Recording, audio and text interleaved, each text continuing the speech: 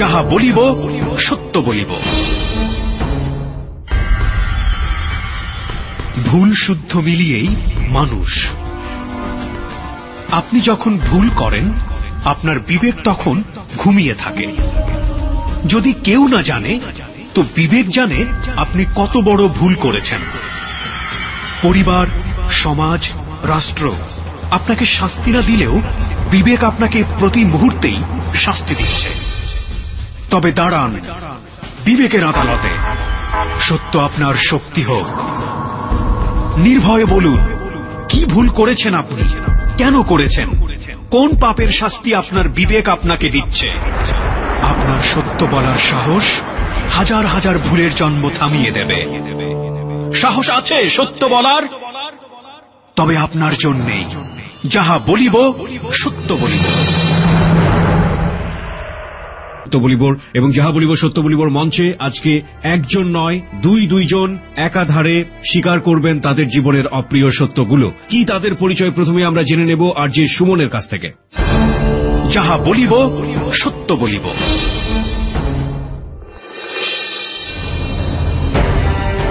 যাহা বলিব সত্য বলিবতে আজ সত্যের আসনে উপস্থিত হয়েছেন দুই বন্ধু সোহান ও রোহান। বড় পরিবারের সবচেয়ে ছোট ছেলে হিসেবে অতিরিক্ত আদরে বড় হয়েছে সোহান। যখন যা চেয়েছেন তাই পেয়েছেন।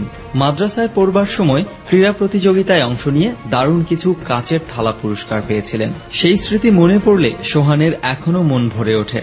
বর্তমানে হয়তো রাজনীতি নিয়ে অনেকের মধ্যেই নেতিবাচক ধারণা রয়েছে, কিন্তু সোহানের বিশ্বাস সততা থাকলে রাজনীতির মাধ্যমে দেশের জন্য অনেক কিছু করা সম্ভব। তাই রাজনীতিবিদ হওয়ার স্বপ্ন দেখতেন সোহান। অপরদিকে কৃষক বাবার ছেলে রোহানের স্বপ্ন ভালো একটা চাকুরি করে সুন্দরভাবে জীবন কাটিয়ে দেয়া। ছোটবেলায় একবার পানিতে তলিয়ে গিয়ে মৃত্যুর খুব কাছ থেকে বেঁচে গেছেন রোহান। সে কথা মনে হলে আজও ভয়ে শিউরে ওঠেন। সেই থেকে অসুস্থ ও আহত মানুষদের সাহায্য করার চেষ্টা করেন রোহান। এই দুজনের জীবনের বাকি ইতিহাস শুনতে ফিরে যাচ্ছি কিবরিয়ার কাছে। যাহা বলিব সত্য বলিব।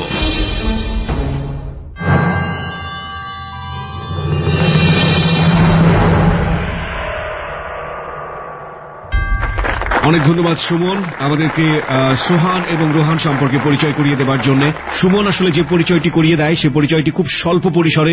সোহান এবং রোহান সহ আমাদের এখানে যারা আসেন তাদের সম্পর্কে, তাদের যে মানবিক ভালো সত্তাগুলো রয়েছে সেই সত্তাগুলো নিয়ে তাদের দৈনন্দিন বিভিন্ন কার্যক্রমের কথা আমরা সুমনের কাছ থেকে জেনে থাকি। কিন্তু এই মানুষগুলো আসেন জীবনের অপ্রিয় সত্যগুলো, অপরাধ বোধগুলো, ভুলগুলো লাখো মানুষের সামনে তুলে ধরার জন্য। আর অনুষ্ঠানের শুরুতেই বলে রাখছি আজকে এক্সপার্ট প্যানেল থেকে আমাদের সঙ্গে যোগ দিচ্ছেন জাতীয় মানসিক স্বাস্থ্য ইনস্টিটিউটের প্রফেসর ডক্টর তাজুল ইসলাম। প্রথমেই আমি তার সঙ্গে একটু ফোনে কথা বলে নিতে চাই। ডক্টর তাজুল ইসলাম, আপনি কি আমাদেরকে শুনতে পাচ্ছেন? জি, আমি আপনাকে শুনতেছি। জি, তো আশা করছি যে পুরো অনুষ্ঠানটুকু আপনি শুনে শেষ পর্যন্ত আপনার মূল্যবান মতামত প্রদান করবেন, একটু গ্রহণ করে আপনার মতামত জানিয়ে দেবেন। প্রথমে সোহানের কাছ থেকে জানতে চাই, সোহান, এরকম একটি অনুষ্ঠানে আসা অনেকের জন্য ভীতিকর, অনেকের জন্য অস্বস্তিকর এবং একই সাথে অনেকের জন্য অনেক বড় চ্যালেঞ্জের। এটা জানার পরেও আপনি যাহা বলিব সত্য বলিবতে কেন আসলেন? আসছি, অনেক জীবনে ভুল করছি, অন্যায় করছি। আসলে এটা প্রকাশ করার জন্য না, বাট এটা যাদের সাথে অন্যায় করছি তাদের কাছে ক্ষমা চাওয়ার জন্য আর কি। ক্ষমা চাওয়ার জন্য। আপনি সেই অন্যায়গুলোর সাথে এখনো সম্পৃক্ত আছেন? বলতে গতকালকে থেকে মনে করেন যে সম্পূর্ণ সব গতকালকে থেকে আপনি শেষ করেছেন? শেষ করে। গতকালকে থেকে শেষ করাটা কি প্রথম, এই প্রথম, নাকি এর আগেও আপনি ভাবে শেষ করেছেন? এর আগেও অনেকবার শেষ করছি কিন্তু হয় না। তারপরে এই গতকালকে একবারে ফুললি প্রিপারেশন নিছি যে আর এগুলার ভিতরে জড়াবো না। কেন প্রিপারেশন নিলেন? প্রিপারেশন নিচ্ছি এই কারণে যে আসলে আস্তে আস্তে দেখতেছি যে যত ছেড়ে দিতে চাই ততই মনে করেন যে একটা না একটা ইয়ের ভিতরে পড়ে। সেজন্য আর কি গতকালকে ওরে ফোন দিলাম। ফোন দেওয়ার পরে ও বলতেছে আচ্ছা সমস্ত সবকিছু ডিলিট করে যে যা বলিব সত্য বলিবতে আমরা যা ভুলগুলা স্বীকার করা দরকার, এই জন্য আর কি। এবং তারপর আপনারা পণ করেছেন যে আপনারা ছেড়ে দেবেন। প্রিয় শ্রোতা, আমরা নিশ্চিত নেই যে ওরা ছেড়ে দেবে কিনা, কিন্তু আমরা নিশ্চিত যে ওরা যে ধরনের কাজ করে সেটা আজকে জানলে সমাজের লাখো মানুষ উপকৃত হবেন। এই অর্থে যে ওরা কিভাবে এই অপরাধগুলো সংগঠিত করে। ওরা বারবারই ছেড়ে দিতে চেয়েছে কিন্তু ওরা ছাড়তে পারে না। কেন পারে না সেই বিষয়গুলো আজকে আমরা উদ্ঘাটন করার চেষ্টা করব। আর এখানে সোহান ও বলতে যাকে বুঝিয়েছে সে হচ্ছে সোহানের বন্ধু রোহান। রোহানের কাছে আমি যাব, তবে তার আগে আমি যেটা জানতে চাই সোহান এবং রোহান দুজনের কাছে। প্রথমে সোহানের কাছ থেকে জানি আপনার বয়স কত এই মুহূর্তে? মুহূর্তে? এখন বয়স 26 বছর। আচ্ছা, রোহান, আপনার বয়স? 29 বছর। 29 বছর। একই প্রশ্ন আপনার কাছেও, কেন আসলেন? আমি অনেকদিন ধরে খারাপ কাজ করতেছি 2005 সাল থেকে। তো আমার মনের ভিতরে কখনো না দেইনি। তো হঠাৎ করে একদিন আমি শুয়ে আছি, হঠাৎ করে হেডফোনটা লাগায় যা বলিব সত্য বলিব শুনতেছিলাম। তো তখন আপনার কণ্ঠ শুনে বাট তখনই আমার মনে হয় যে হায় রে, আমি কি করতেছি, অনেক মানুষের জীবন তো আমি নষ্ট করে দিলাম। এমন তো হতে পারে আমার যখন আগামী প্রজন্মের আমার ছেলে মেয়েকেও তো এভাবে অন্য কেউ নষ্ট করে দিতে পারে। ওকে, এজন্য আমি এই কথা চিন্তা করে বললাম, মনে মনে ভাবতেছি যে আমার ভালো হয়ে যাওয়া উচিত, এখনো আমার সময় আছে। আমাদের এই অনুষ্ঠানটি 3টা পর্বে বিভক্ত। একটা হচ্ছে অপরাধ এবং ভুলের পেছনের ব্যাকগ্রাউন্ডটা কি ছিল, তারপরের পর্বটি হচ্ছে ভুল এবং অপরাধটা কি ছিল, তারপরের পর্বটা হচ্ছে এটার পরিণতি কি হয়েছিল। আমরা প্রথমে ব্যাকগ্রাউন্ড থেকে শুরু করতে চাই। সোহান।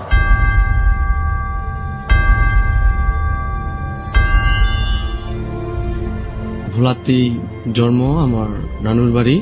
তো আমার আম্মা হইলো 5 ওয়াক্ত নামাজ কালাম পড়ে। গ্রামে তালিম অনেকে জানেন, অনেকে জানেন না। তালিম বলে যে আমরা জানি এটা তালিম দেন উনি। তো আম্মার সাথে আমি গ্রামে থাকি, তো আমি ওখানে থেকে পড়ালেখা করি। তারপরে আমাদের গাজীপুর বাড়ি আছে, ওখানে থেকেও পড়াশোনা করি। তো এক টাইম দেখা গেছে আমি আম্মার সাথেই বেশি থাকতাম, কারণ আম্মা গ্রামে থাকতো আর সবাই শহরে থাকতো। আপনার পরিবারের অন্যান্য সদস্যরা কি শহরে থাকতো? হ্যাঁ। আচ্ছা, আমাকে একটু বুঝিয়ে বলবেন যে আপনারা কয় ভাই বোন ছিলেন? আমরা 4 ভাই 3 বোন। 4 ভাই 3 বোন। আপনার পজিশন কত? আমি সবার ছোট। সবার ছোট। আপনার বাবা?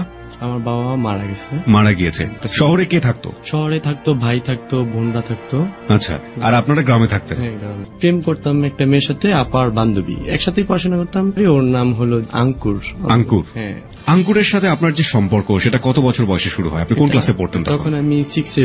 ক্লাস 6-এ পড়তেন। ও কোন ক্লাসে পড়তো? ও আমার সাথেই পড়তো। একই সাথে পড়তো। ওরা 2 বোন, ওদের 2 বোনের সাথে এইরকম ইয়ে করি। কিন্তু ওই মুহূর্তের যে রিয়েলি যে ভালোবাসার যে অনুভূতিটা, ওটা বুঝাইতে চেষ্টা করি, কিন্তু ওরা বোঝে না, ওই রকম ওইভাবে গুরুত্ব দেয় না। তারপরে অনেক কান্নাকাটি করি, অনেক ইয়ে করি, তো পড়ালেখা করব না। আমার বড় ভাইয়ের তখন একটা মেয়ে একটা ছেলে।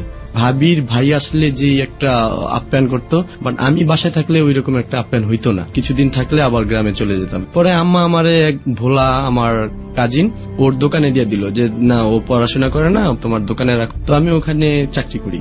ওখান থেকে আমার অপরাধগুলো শুরু হয়। সাইকেল দেয় আমার একটা, ভাইয়া দোকান খুলবা, সবকিছু তোমার দায়িত্বে। 1 মাস হয়ে গেছে, 2 মাস হয়ে গেছে। রিপা, লিলি, ওদেরও ওই আমার দূর সম্পর্কের মামতো বোন। হাতে নামগুলা লেখি, গাছ আছে ওই গাছ। সবার নাম আপনি লিখতেন হাতে? মনে করেন যে ওগুলা 1 মাস 2 মাসের পরে আর থাকে না ওই লেখাগুলা। আচ্ছা, ওই লেখাগুলা লেখতাম ওদের সামনে, ওদেরকে বুঝাইতাম যে আসলে রিলি লাভ করি। শাসন করার কোনো মানুষ ছিল না? এই বিষয় না, আম্মা মনে করেন যে একটু গ্রামে তো আমি একাই, দেখা গেছে যে আম্মা তো ওই যে মহিলাদেরকে নিয়ে ব্যস্ত।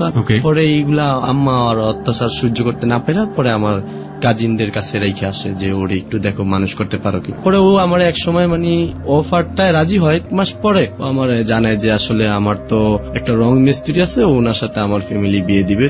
এই মেয়েটাকে আঙ্কুর? আঙ্কুরের জন্যই। আপনি কি এগুলো কখনো আপনার মার সাথে বা আপনার বোনের সাথে এগুলো শেয়ার করতেন? না। কেন শেয়ার করতেন না? কারণ ওই যে বললাম কনজারভেটিভ, সুতরাং কোনো ধরনের কোনো নেগেটিভ বেশি শাসন করতে পারে, কিন্তু ফিলিংস গুলো তো মনের মধ্যে আসতো, সবসময় আসতো।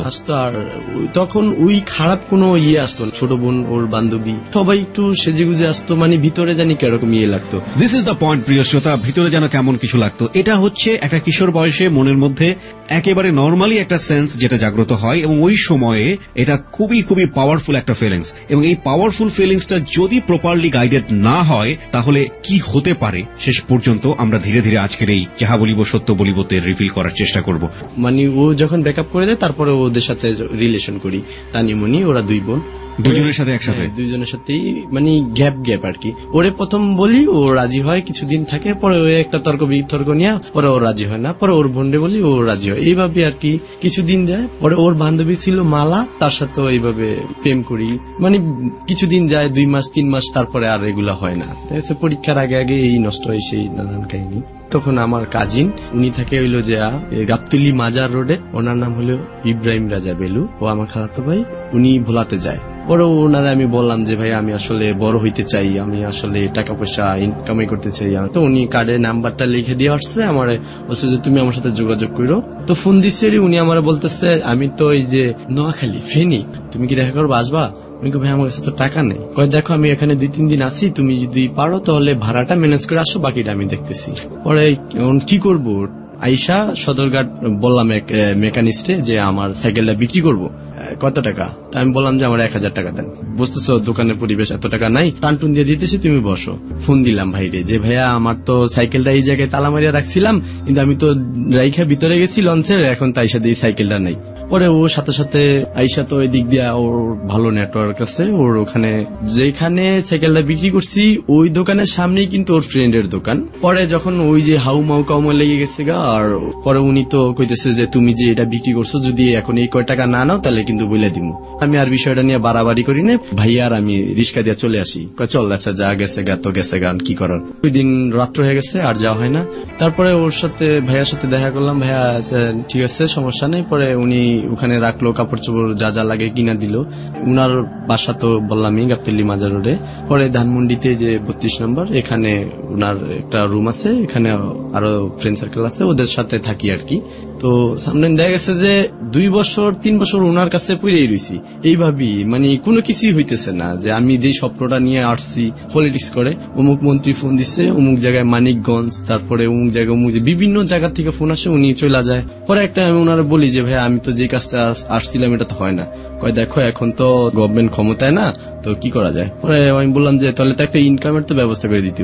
পরে উনি আমার ধানমন্ডি 32 নম্বরে ওখানে একটা ফোন ফ্যাক্সের দোকান দিয়ে দেয়, যে এইগুলা সামথিং টাকা দিয়ে কি হয়, এই মানে কোন রকম জীবন যাপন। তারপর ওর বাসায় আসা যাওয়া করি, এই সেই নানান কাহিনী। পরে আস্তে আস্তে গ্রাম থেকে শুনতে শুনতে সব শুনে ফেলে যে এই কাজ করে চলে আসছে আর কি।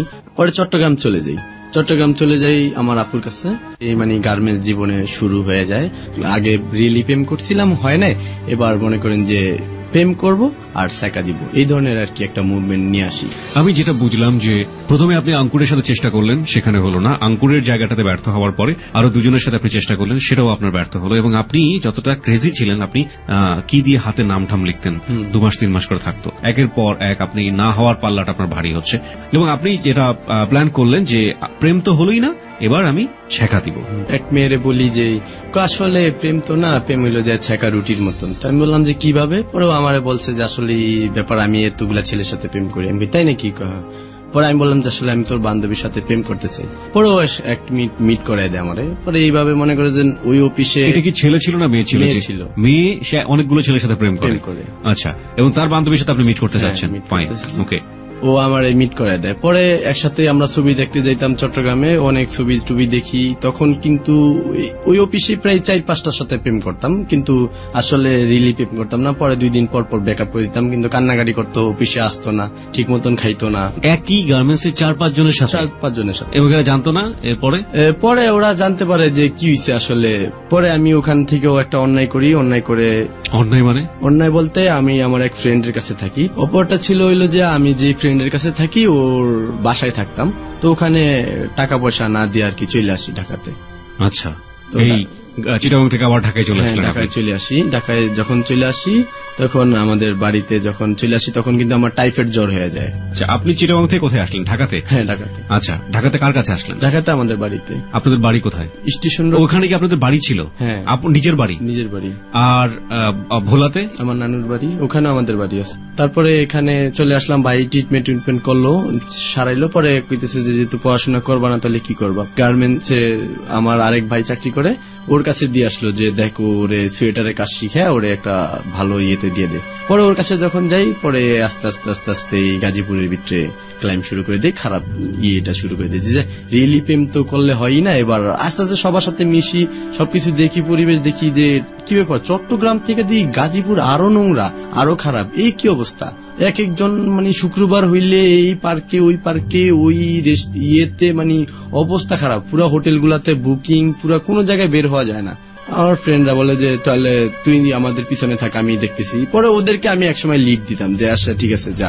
ওরা প্রেম করতো, আমি আসলে কিসে নে ওদেরকে যদি কেউ কিছু বলতে হইতো কিসে গো বায়ে, মানে আমার গাজীপুরের বাসা, কিসে গো বায়ে, এখানে কি সমস্যা কি, ও বুঝতে পারতো যে আসলে ও এখানে বাড়ানো যাবে না, যেহেতু মানে আমার কিন্তু পিছনে কেউ ছিল না, কিন্তু আমি এমন মুভমেন্ট নিয়ে কথা বলতাম, বুঝতে পারতো যে ওর পিছনে জানি কি আছে, যেহেতু এখানে গাজীপুরের ভাষাটা ইউজ করা হইতো, তো লোকজন আর কিছু বলতো না ওদেরকে। তো পরে এক টাইম দেখতাম যে ওরাই কাজ করে, আমিও করি ওদের সাথে সাথে। সোহান, তারপর কি হলো? কোনাবাড়ি তো অনেক মেয়ের সাথে খারাপ কাজ করার পরে চলে আসছিল যে গাজীপুর চৌরাস্তা, ওখানে শ্যাম্পু ফ্যাক্টরি, ওখানে জয়েন করি। ওখানে একটা মেয়ে খুব সুন্দর সুইং এ কাজ করে, ওরে বলি যে আমি আসলে তোমারে অনেক পছন্দ করি। পরে ওরে আমার বাড়িতেও নিয়ে গেছি, আমার ভাবিরও দেখাইছি, কিন্তু ওর ভিতরে যে এইরকম একটা অমানবিক আছিল এটা তো আমি জানতাম না। আমি জীবনে প্রথম ওরে আমি গায়ে হাত তুলি। কেন গায়ে হাত তোলেন? কি করেছিল? আমি ওর পিছনে অনেক টাকা নষ্ট করি। চলার জন্য যেই জিনিসগুলো দরকার আমি সমস্ত সবকিছু ওর পিছনে ব্যয় করতাম। আমার টাকা পয়সা, আমি আমার ফ্যামিলিতে টাকা দিতাম না, আমি সবকিছু ওর পিছনে ব্যয় করতাম। এপিএম মানে আমার থেকে উপরের পোস্টে কি ওনার সাথে ওরা লিঙ্ক বাজাইছে। লিঙ্ক করার পরে ও আর আমারে ওই রকম সময় দিত না। ওকে, তারপরে আপনি গিয়ে গায়ে হাত তুললেন কোনো ইনসিডেন্টের কারণে। তারপর পরে এক টাইম আমি ওরে মারি, মদ এটা সেটা নানানটা খাই, ওর সাথে অনেক ঘুরছি। এখানে কি আপনি এক ধরনের হিপোক্রেসি দেখলেন যে আপনাকে লাভ না করে সে অন্য কোনো ছেলের সাথে লাভ করছে, তারপরে আপনি তার গায়ে হাত তুললেন। ওকে, তারপর? তখন ওই অফিস থেকে ওরে মারার পরে চাকরি ছেড়ে দেই। চাকরি ছেড়ে আমি রোহান, হ্যাঁ, রোহানের যে দোকানের সামনে একটা অফিস, ওখানে চাকরি নেই। ওখানে চাকরি নেওয়ার ওখানে অনেক মেয়ের সাথে এরকম মিশি। পরে ওর দোকানে মোবাইল টোবাইল সারাইতে আসি আমরা 3-4টা ফ্রেন্ড, সোহান আর হইলো লিটন আর একটা হইলো যে নীরব।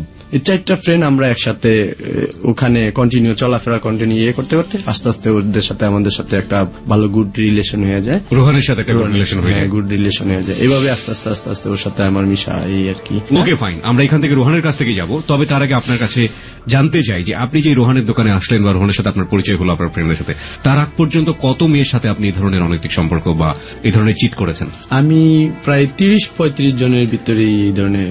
আপনি মানে 30 থেকে 35 জনের সাথে চিট করেছেন। এই চিটগুলো কিভাবে হতো? এগুলা ওই যে এক একজনের এক এক ইয়েতে ফেলে দেখা গেছে। অনেকের টাকা বলতো যে আমার মানে মেয়েদের যে দুর্বল পয়েন্ট গুলো, ওগুলো আমরা আসলে বুঝতে পারতাম যে কার কি সমস্যা। এগুলো বলে বলে আপনি কাছে নিয়ে আসতেন, তারপরে গাজীপুরের বিভিন্ন জায়গাগুলোতে এই কাজগুলো করতাম। তার কারণ হলো যে ওই জায়গায় এমন একটা আমার ছিল যে ওরা বুঝতে পারতো যে আসলে ও জানি কি জানি।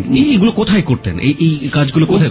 কোন জায়গায়? হ্যাঁ, গাজীপুরের ভিতরেই, আশেপাশেই। আশেপাশে কোন জায়গাগুলো? যেমন কোনাবাড়ি নিয়ে যেতাম হোটেলে, তারপরে নিয়ে যেতাম হইলো যে আপনার ন্যাশনালে, এগুলাতে নিয়ে যেতাম। ন্যাশনাল কি?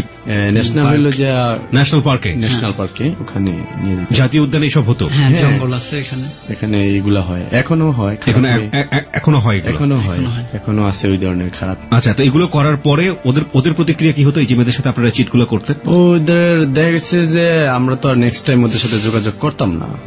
অনেক দেখা গেছে যে করতাম, যেটা ভালো লাগতো করতাম, আর মোবাইল টোবাইল টাকা পয়সা নিয়ে চলে আসতাম। নেক্সট টাইম আর দেখা করতাম না, করতাম না এই ধরনের। ওকে, রোহানের প্রসঙ্গে আমরা চলে আসি। প্রিয় শ্রোতা, আমরা একটা গ্রাফ মোটামুটি আবিষ্কার করেছি সোহানের প্রসঙ্গে, কিন্তু রোহান এবং সোহানের মিলিত হওয়ার পরই আসলে মূল জায়গাটা, অপরাধের মূল জায়গাটা, আমরা সেখান থেকে ফিরতে চাই। রোহান, আপনার সঙ্গে পরিচয় হলো ওর, হ্যাঁ, তারপরে থেকে আমরা শুনতে চাই কিভাবে পরিচয় হলো, কি বিষয়গুলো নিয়ে অন্তরঙ্গ হলেন দুজনের। অ্যাকচুয়ালি ও আমার দোকানে আসে, আসার পর থেকে একভাবে কথা বলতে বলতে ওর সাথে ওরে আমার ভালো লাগে, আমাকে ওর ভালো লাগে, ওর আমাকে ভালো লাগে। আসে আমার কাছে, আমি বললাম যে তো ঘুরে বেড়ায় কি করবি তুই, আমার এখানে বসে বসে বাকি যে টাইমটা পাস সেটা কাজ শেখ, মোবাইলের কাছে, মোবাইলের computer operating system, MS word, excel এর এগুলো তুই শেখ, তোর কাজে লাগবে। তো বললো যে আচ্ছা ঠিক আছে দোস্ত, আমি শিখি একটু, মানে আমার ব্যাকগ্রাউন্ডে যাইতে চাচ্ছি। জি প্লিজ। আমার অনেক স্বপ্ন ছিল আমাকে নিয়ে। আমার তখন স্কুলে পড়তে ভালো লাগতো না, তো একটা ছেলে আছে এক বাড়িতে কাজ করে, স্কুলে যাওয়ার পথে সে আমাকে ডাকে যে আসো, মানে আমি একটা পোল আছে, পোলের ভিতরে পলায় থাকি আমরা 2-4টা ফ্রেন্ড মিলে, ওইখানে স্কুলে যাওয়ার নাম নিয়ে এসে বাসা থেকে ওইখানে পলায় থাকি। সে বলতেছিল যে তোরা এদিকে আয়, যেন আমরা একটা জিনিস শিখাবো। তো পরে বলতেছিলাম যে কি শিখাবেন, তো আমাদের বলতেছে তোরা আমাকে প্রতিদিন 10 টাকা করে দিবি, আমার কাছে একটা মেয়ে আছে, তোদের ওইটার সাথে। সেই ছেলেটা বয়সে কত বড় ছিল আপনাদের? তার তখন 8-9 বছর বয়স বেশি হবে আমাদের থেকে, তার 18 বছর বয়স। তখন কোন ক্লাসে পড়েন? আমি তখন 5-এ পড়ি। ক্লাস 5-এ পড়েন। কয় ফ্রেন্ড মিলে ওই জায়গাটা লুকাই থাকতেন? 3জন 4জন 5জন এরকমের। ওকে। আমার একটা ফ্রেন্ড আছে রাসেল, তার সাথে আমি বেশিরভাগ সময় ওইখানে পলাই থাকতাম। সে আমাকে বুদ্ধি দিত যে চল আমরা ওইখানে যাই, পলাই থাকি, তাইলে তো আর স্কুলে যা লাগবে না। এই জিনিসটা ওই লোকটা ফলো করেছে। কি নাম ছিল ওনার? ওনার নাম ছিল জাহিদ। পরে তো ওইভাবে আমাদেরকে এমন একটা নেশার ভিতরে নিয়ে আসে, আপনারা বুঝে হোক না বুঝে হোক জড়িয়ে না গেলেন। বুঝেই হোক ওর সাথে জড়ায় যাচ্ছি। ঠিক আছে, একটু জানি যে মেয়েটা কে ছিল? মেয়ে ছিল আমাদের ওইখানেরই পাশের দুইটা মেয়ে, ওরাও পড়াশোনা করে। ওরা কি জানতো ওরা যে কাজটা করতেছে এখানে, ওরা কি জেনে শুনে কাজগুলো করতো? ওরা আসলে এগুলো তখন বুঝতো কিনা এটা আমি জানি না, মানে ওদের তখন আপনাদের সমবয়সী ছিল মেয়ে দুটো? মেয়ে আমাদের সমবয়সী ছিল, ক্লাস 5-এই পড়তো? হ্যাঁ 5-এ পড়তো। তো আমাদের কাছে ওরা আসতো শুধু টাকার জন্য, তো ওরা আবার টিফিনের সময় টাকা নিয়ে সবাই খাওয়া দাওয়া করতো। তো ওরা আসতো, আবার ও মানে ওই সেই জাহিদ মেয়েদেরকে বলতো যে আচ্ছা ঠিক আছে তোরা আসিস, আসলে আমি ওদের টাকা দেবো। ওকে। তখন ওরা ওই টাকার জন্য চলে আসতো। তো ওরা এরকমের 3-4টা মেয়ে আছে, তো ওরা সবাই চলে আসে মানে লাঞ্চের সময়, দুপুরের দিক চলে আসে। আসার পরে আমরা ওইখানে ওই কাজটা করি। স্কুল থেকে? হ্যাঁ চলে আসে। মাই গড। ওকে। স্কুল থেকে ওরা চলে আসে, স্কুল কাছাকাছি, এক দৌড় দিয়ে চলে আসে। কিন্তু এই বয়সের বাচ্চাদের মধ্যে এই ধরনের কাজ হলে তো এগুলো সবার জানাজানি হয়ে যাওয়ার কথা। একজন আরেকজনকে বলবে, আরেকজন আরেকজনকে বলবে, পুরো স্কুলে জেনে জানা যাবে। এভাবে মানে অনেকেই জেনে গেল, জেনে গিয়েছে, রাইট? হ্যাঁ, অনেকেই। ওকে। মানে আমাদের গ্রামের সবাই জানে যে এরা এগুলো করে। হ্যাঁ, এগুলো ফ্যামিলির কানে কখনো যেত না? যেহেতু ফ্যামিলিতে যদি কেউ জানতো, যেমন আমার আম্মু জানলে আমাকে অনেক মারধর করতো, জন্য ভয়ে কখনো এটা খুব গোপনে করতে চাইতাম। যদিও করতাম খুব গোপনে। আর স্কুল ছুটি হওয়ার 5 মিনিট আগে, ওদের আগে আমরা দৌড়ে বাসায় চলে আসতাম, বলতাম যে আমরা স্কুল থেকে আসলাম। ওকে। বাসায় এসে বলতাম যে স্কুল থেকে এইমাত্র আম্মু ছুটি হয়েছে, খাওয়া দাওয়া করে আবার বেরোয় পড়তাম ওনার সাথে। উনি আমাদের ওই সব শিখাতো, সেই জাহিদ।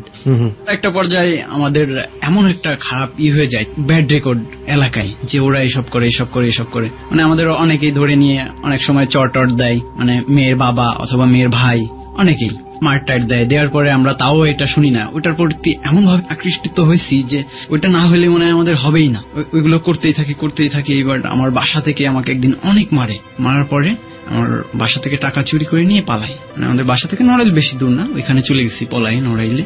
ওইখানে 6-7 দিন থাকার পরে তো আমার ওইখানের মানে যে আবহাওয়াটা আমার শুট করতেছিল না, আমার হাতে অনেক হয়ে গেল, ঘা হয়ে গেল। বাড়ি চলে আসি, অনেক কান্নাকাটি করি।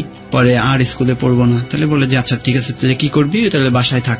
আবার স্কুলে ভর্তি হই, স্কুলে 10 পর্যন্ত পড়াশোনা করি। আমার ভালো লাগে না, আমার শুধু মনে মনে ভাবি যে আমাকে বড় হতে হবে। আমার একটা খালাতো ভাই আছে, ঢাকাতে থাকে। আমি বললাম, মনে মনে ভাবলাম যে ওর কাছে চলে যাব পালায়ে। হঠাৎ করে আমি ওর কাছে পালায় চলে আসি। আমি সাভারে থাকি, 3-4 মাস থাকি।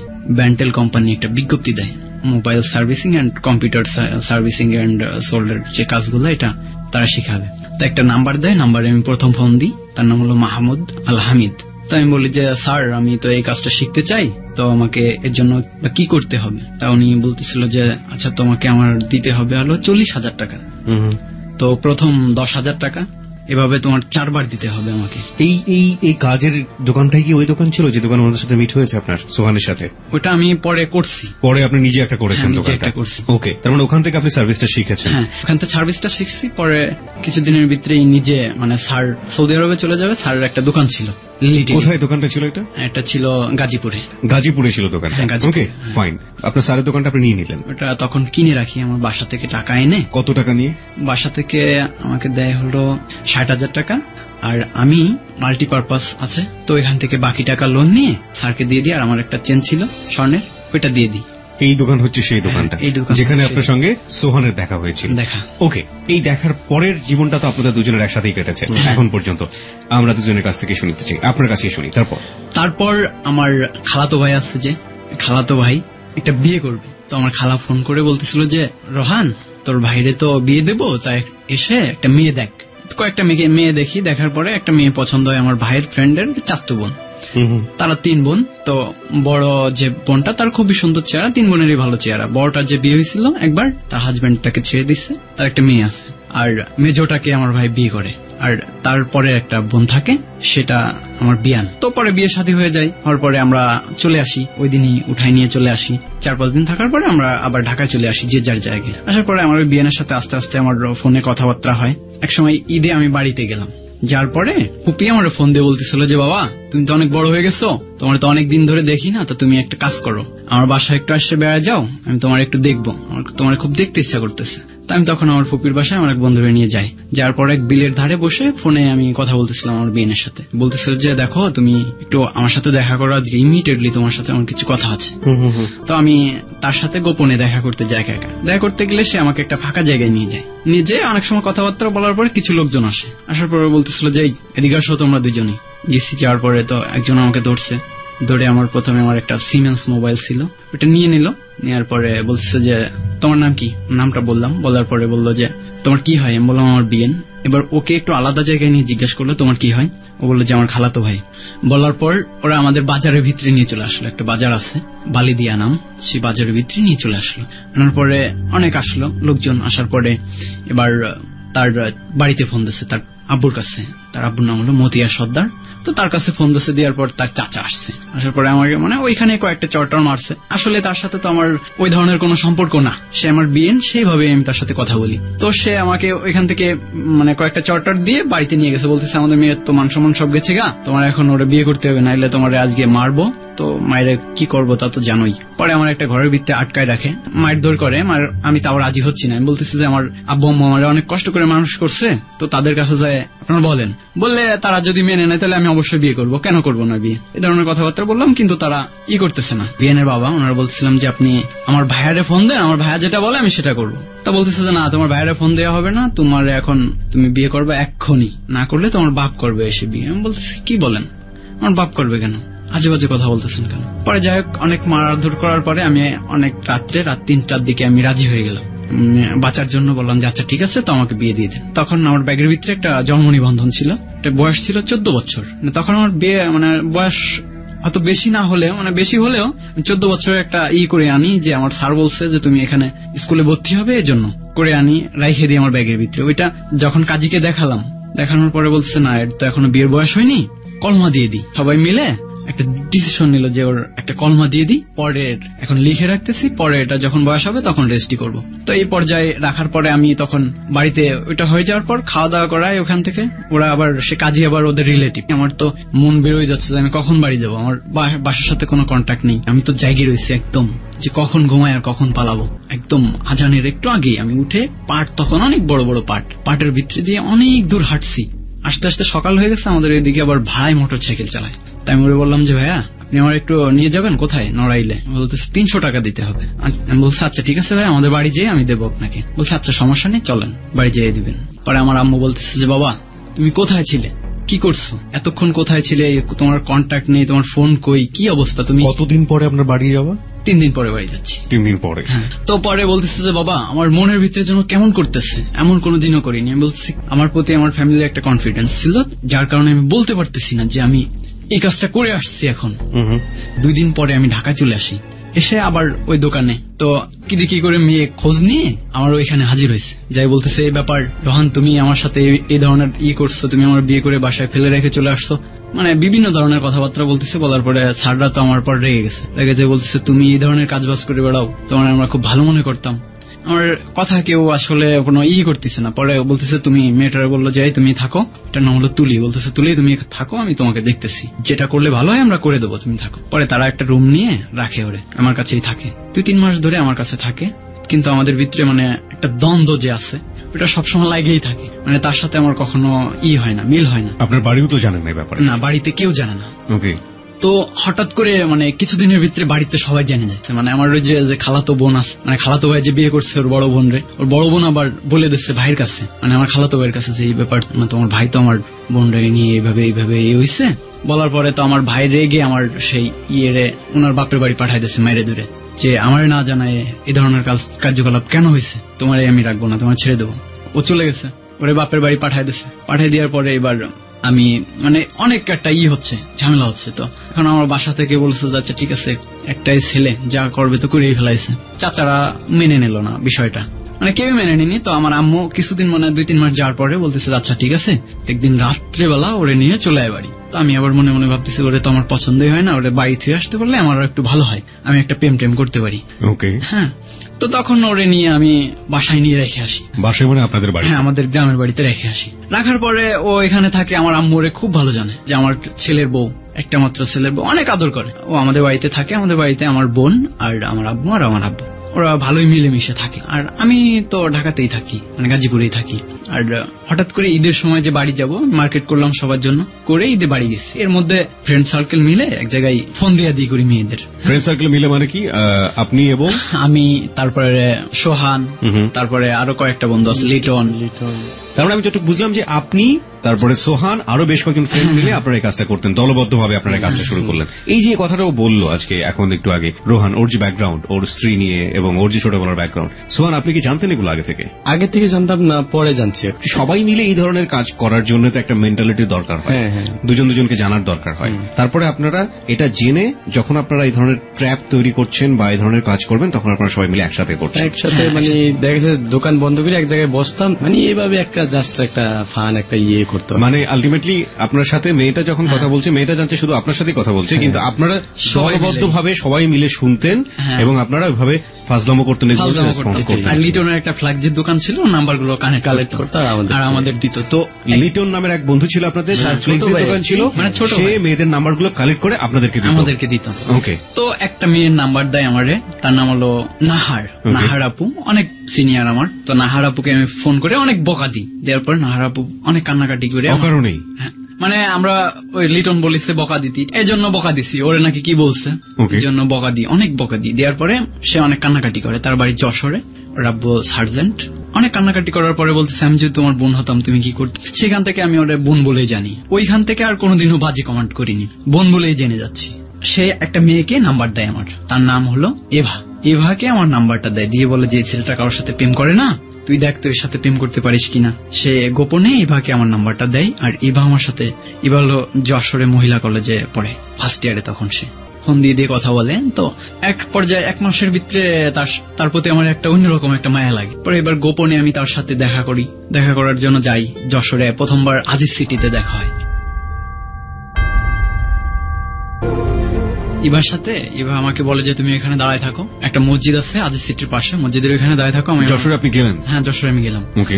যার পরে আমি ওখানে দাঁড়ায় আছি ওর অপেক্ষায়। ও বলতেছিল যে মসজিদের ওখানে তুমি দাঁড়াও, আমি আমার বোনকে নিয়ে আসতেছি, আমার এক বান্ধবী বাসায় দেখা করতে যাবো, যাওয়ার সময় তোমার সাথে দেখা করবো। তো আমি ওখানে 3 ঘন্টা ধরে দাঁড়িয়ে আছি, ও আসে না। 3 ঘন্টা পরে আসছে, আসার পরে আমার বলতেছে যে হাই। পরে আমি বললাম যে হ্যাঁ কেমন আছো? এই ভালো আছি। এর আগে কি আপনাদের দেখা সাক্ষাৎ হয়েছে? এর আগে ফেসবুকের মাধ্যমে হোক বা মোবাইল এমএমএস এর মাধ্যমে হোক, যে কোনো ভাবে হোক? না, আমি ওরে এমএমএস করতে বলেছি, কিন্তু একটু কালো ছিল, যার কারণে এমএমএস কখনো আমাকে করেনি। আপনি করেছেন? আপনার চেহারা দেখা, আমার ছবি নিছে। আচ্ছা, আপনি ছবি পাঠিয়েছেন? হ্যাঁ, আমি পাঠাইছিলাম। আপনার ঘরে স্ত্রী ছিল, তারপরেও আপনি তখন তুলি গ্রামে ছিল আর কি। না, সেটাই বলছি যে আপনি তখন বিবাহিত ছিলেন। এক অর্থে বিবাহিত, এবং বিবাহিত তো আসলে এটা কোন ধরনের বিবাহিত আমি ঠিক জানি না। গ্রামের লোকজন যেটা করলো সেটাও কিন্তু একটা সামাজিক ভাবে অনেক বড় একটা অন্যায়। আর দ্বিতীয় কথা যেটা, সেটা হচ্ছে তারপরও আপনার ফ্যামিলি থেকে আপনাকে মেনে নেওয়া হলো। এই মেনে নেওয়ার পরে আপনাদের কি ফ্যামিলি থেকে বিয়ে দেওয়া হয়েছিল সঠিকভাবে? না, তখনও বিয়ে দেওয়া হয়নি সঠিকভাবে। তারপরেও আপনার ঘরে তুলি থাকছে? হ্যাঁ, সে আমার ঘরে থাকে, আমি শহরে আলাদা থাকি। তার মানে আপনার এক অর্থে আপনার স্ত্রী রয়েছে, কিন্তু শহরের ছেলেমেয়েরা কেউ জানে না, ফ্রেন্ডরা কেউ জানে না, এবং সে অবস্থায় আপনি আরেকটা মেয়ের প্রতি আপনি চেষ্টা করে চালিয়ে যাচ্ছেন। আমিও কিন্তু আসলে তখনও জানি না। আপনিও তখনও জানেন না? আসলে আমার তার সাথে আমার একটু, মানে তাকে আমি টোটালি দেখতেই পারি না, সে আমার মনে জায়গা নিতেই পারিনি। এক্স্যাক্টলি। ওকে, ফাইন। তারপর কি হলো? তো আমি এবারে কালো হলেও তাকে আমি অনেক বেশি ভালোবেসে ফেলি। আমি মনে করি যে না, আমার বাকি জীবনটা আমি এর নিয়ে কাটাবো। তো এখন দেখা টাকা করার পরে এবার আমি বাসায় চলে আসি। তো আমার বউ বলে যে আমার কাছে কি নেই, তোমার আমি কি দিতে পারি না বলো। ঠিক আছে, তো আমি বলি যে আমি এটা জানি না, তুমি থাকো, আমি কালকে চলে যাবো। সে আমার সাথে ফিজিক্যাল রিলেশন করার জন্য অনেক চেষ্টা করে, তা আমি এটা করতে রাজি হই না। তা না হওয়ার পরে সে অনেক কান্নাকাটি করতেছিল যে আমার কাছে কি নেই, এই সেই অনেক কিছু বলার পরে আমি চলে আসলাম ঢাকাতে। আবার আসার পরে আবার বাড়িতে গেলাম, অনেকদিন কথা হচ্ছে, কথার মাঝে এবার এভাবে ওর আঙ্কেল আছে যশোরে, প্রেসিডেন্ট কাজল। সে কাজলের আম্মু হঠাৎ করে অসুস্থ হয়ে পড়লো, মানে ওনার মা ছনিয়ার দাদি অসুস্থ, মানে ওর 2টা নাম ছনিয়া আর এভা। তো অসুস্থ হওয়ার পরে ও একটা হসপিটালে আছে। তো আমাকে বললো যে তুমি দ্রুত আসো, আসলে আমি তোমার ওইখানে যাব, তোমার দোকানে যাব, তোমার সাথে কথা বলবো। তো ওর আব্বুর নাম ওর মফিজ, বললো যে মফিজ ভাই আমাকে তোমার সাথে দেখা করতে বলছে, তোমার ডিটেলস জানতে বলছে। তো আমি ওনার ওখানে ছুটে গেছি। যাওয়ার পরে ওনার আম্মুরকে দেখলাম, দেখার পরে উনি আমাকে বুকে জড়ায় নিল, নেওয়ার পরে বলতেছে আচ্ছা ঠিক আছে বাবা চলো। উনি আমার সম্পর্কে জানতে আসলো, কিন্তু আমি ওনাকে বলিনি যে আমার একটা ওয়াইফ আছে।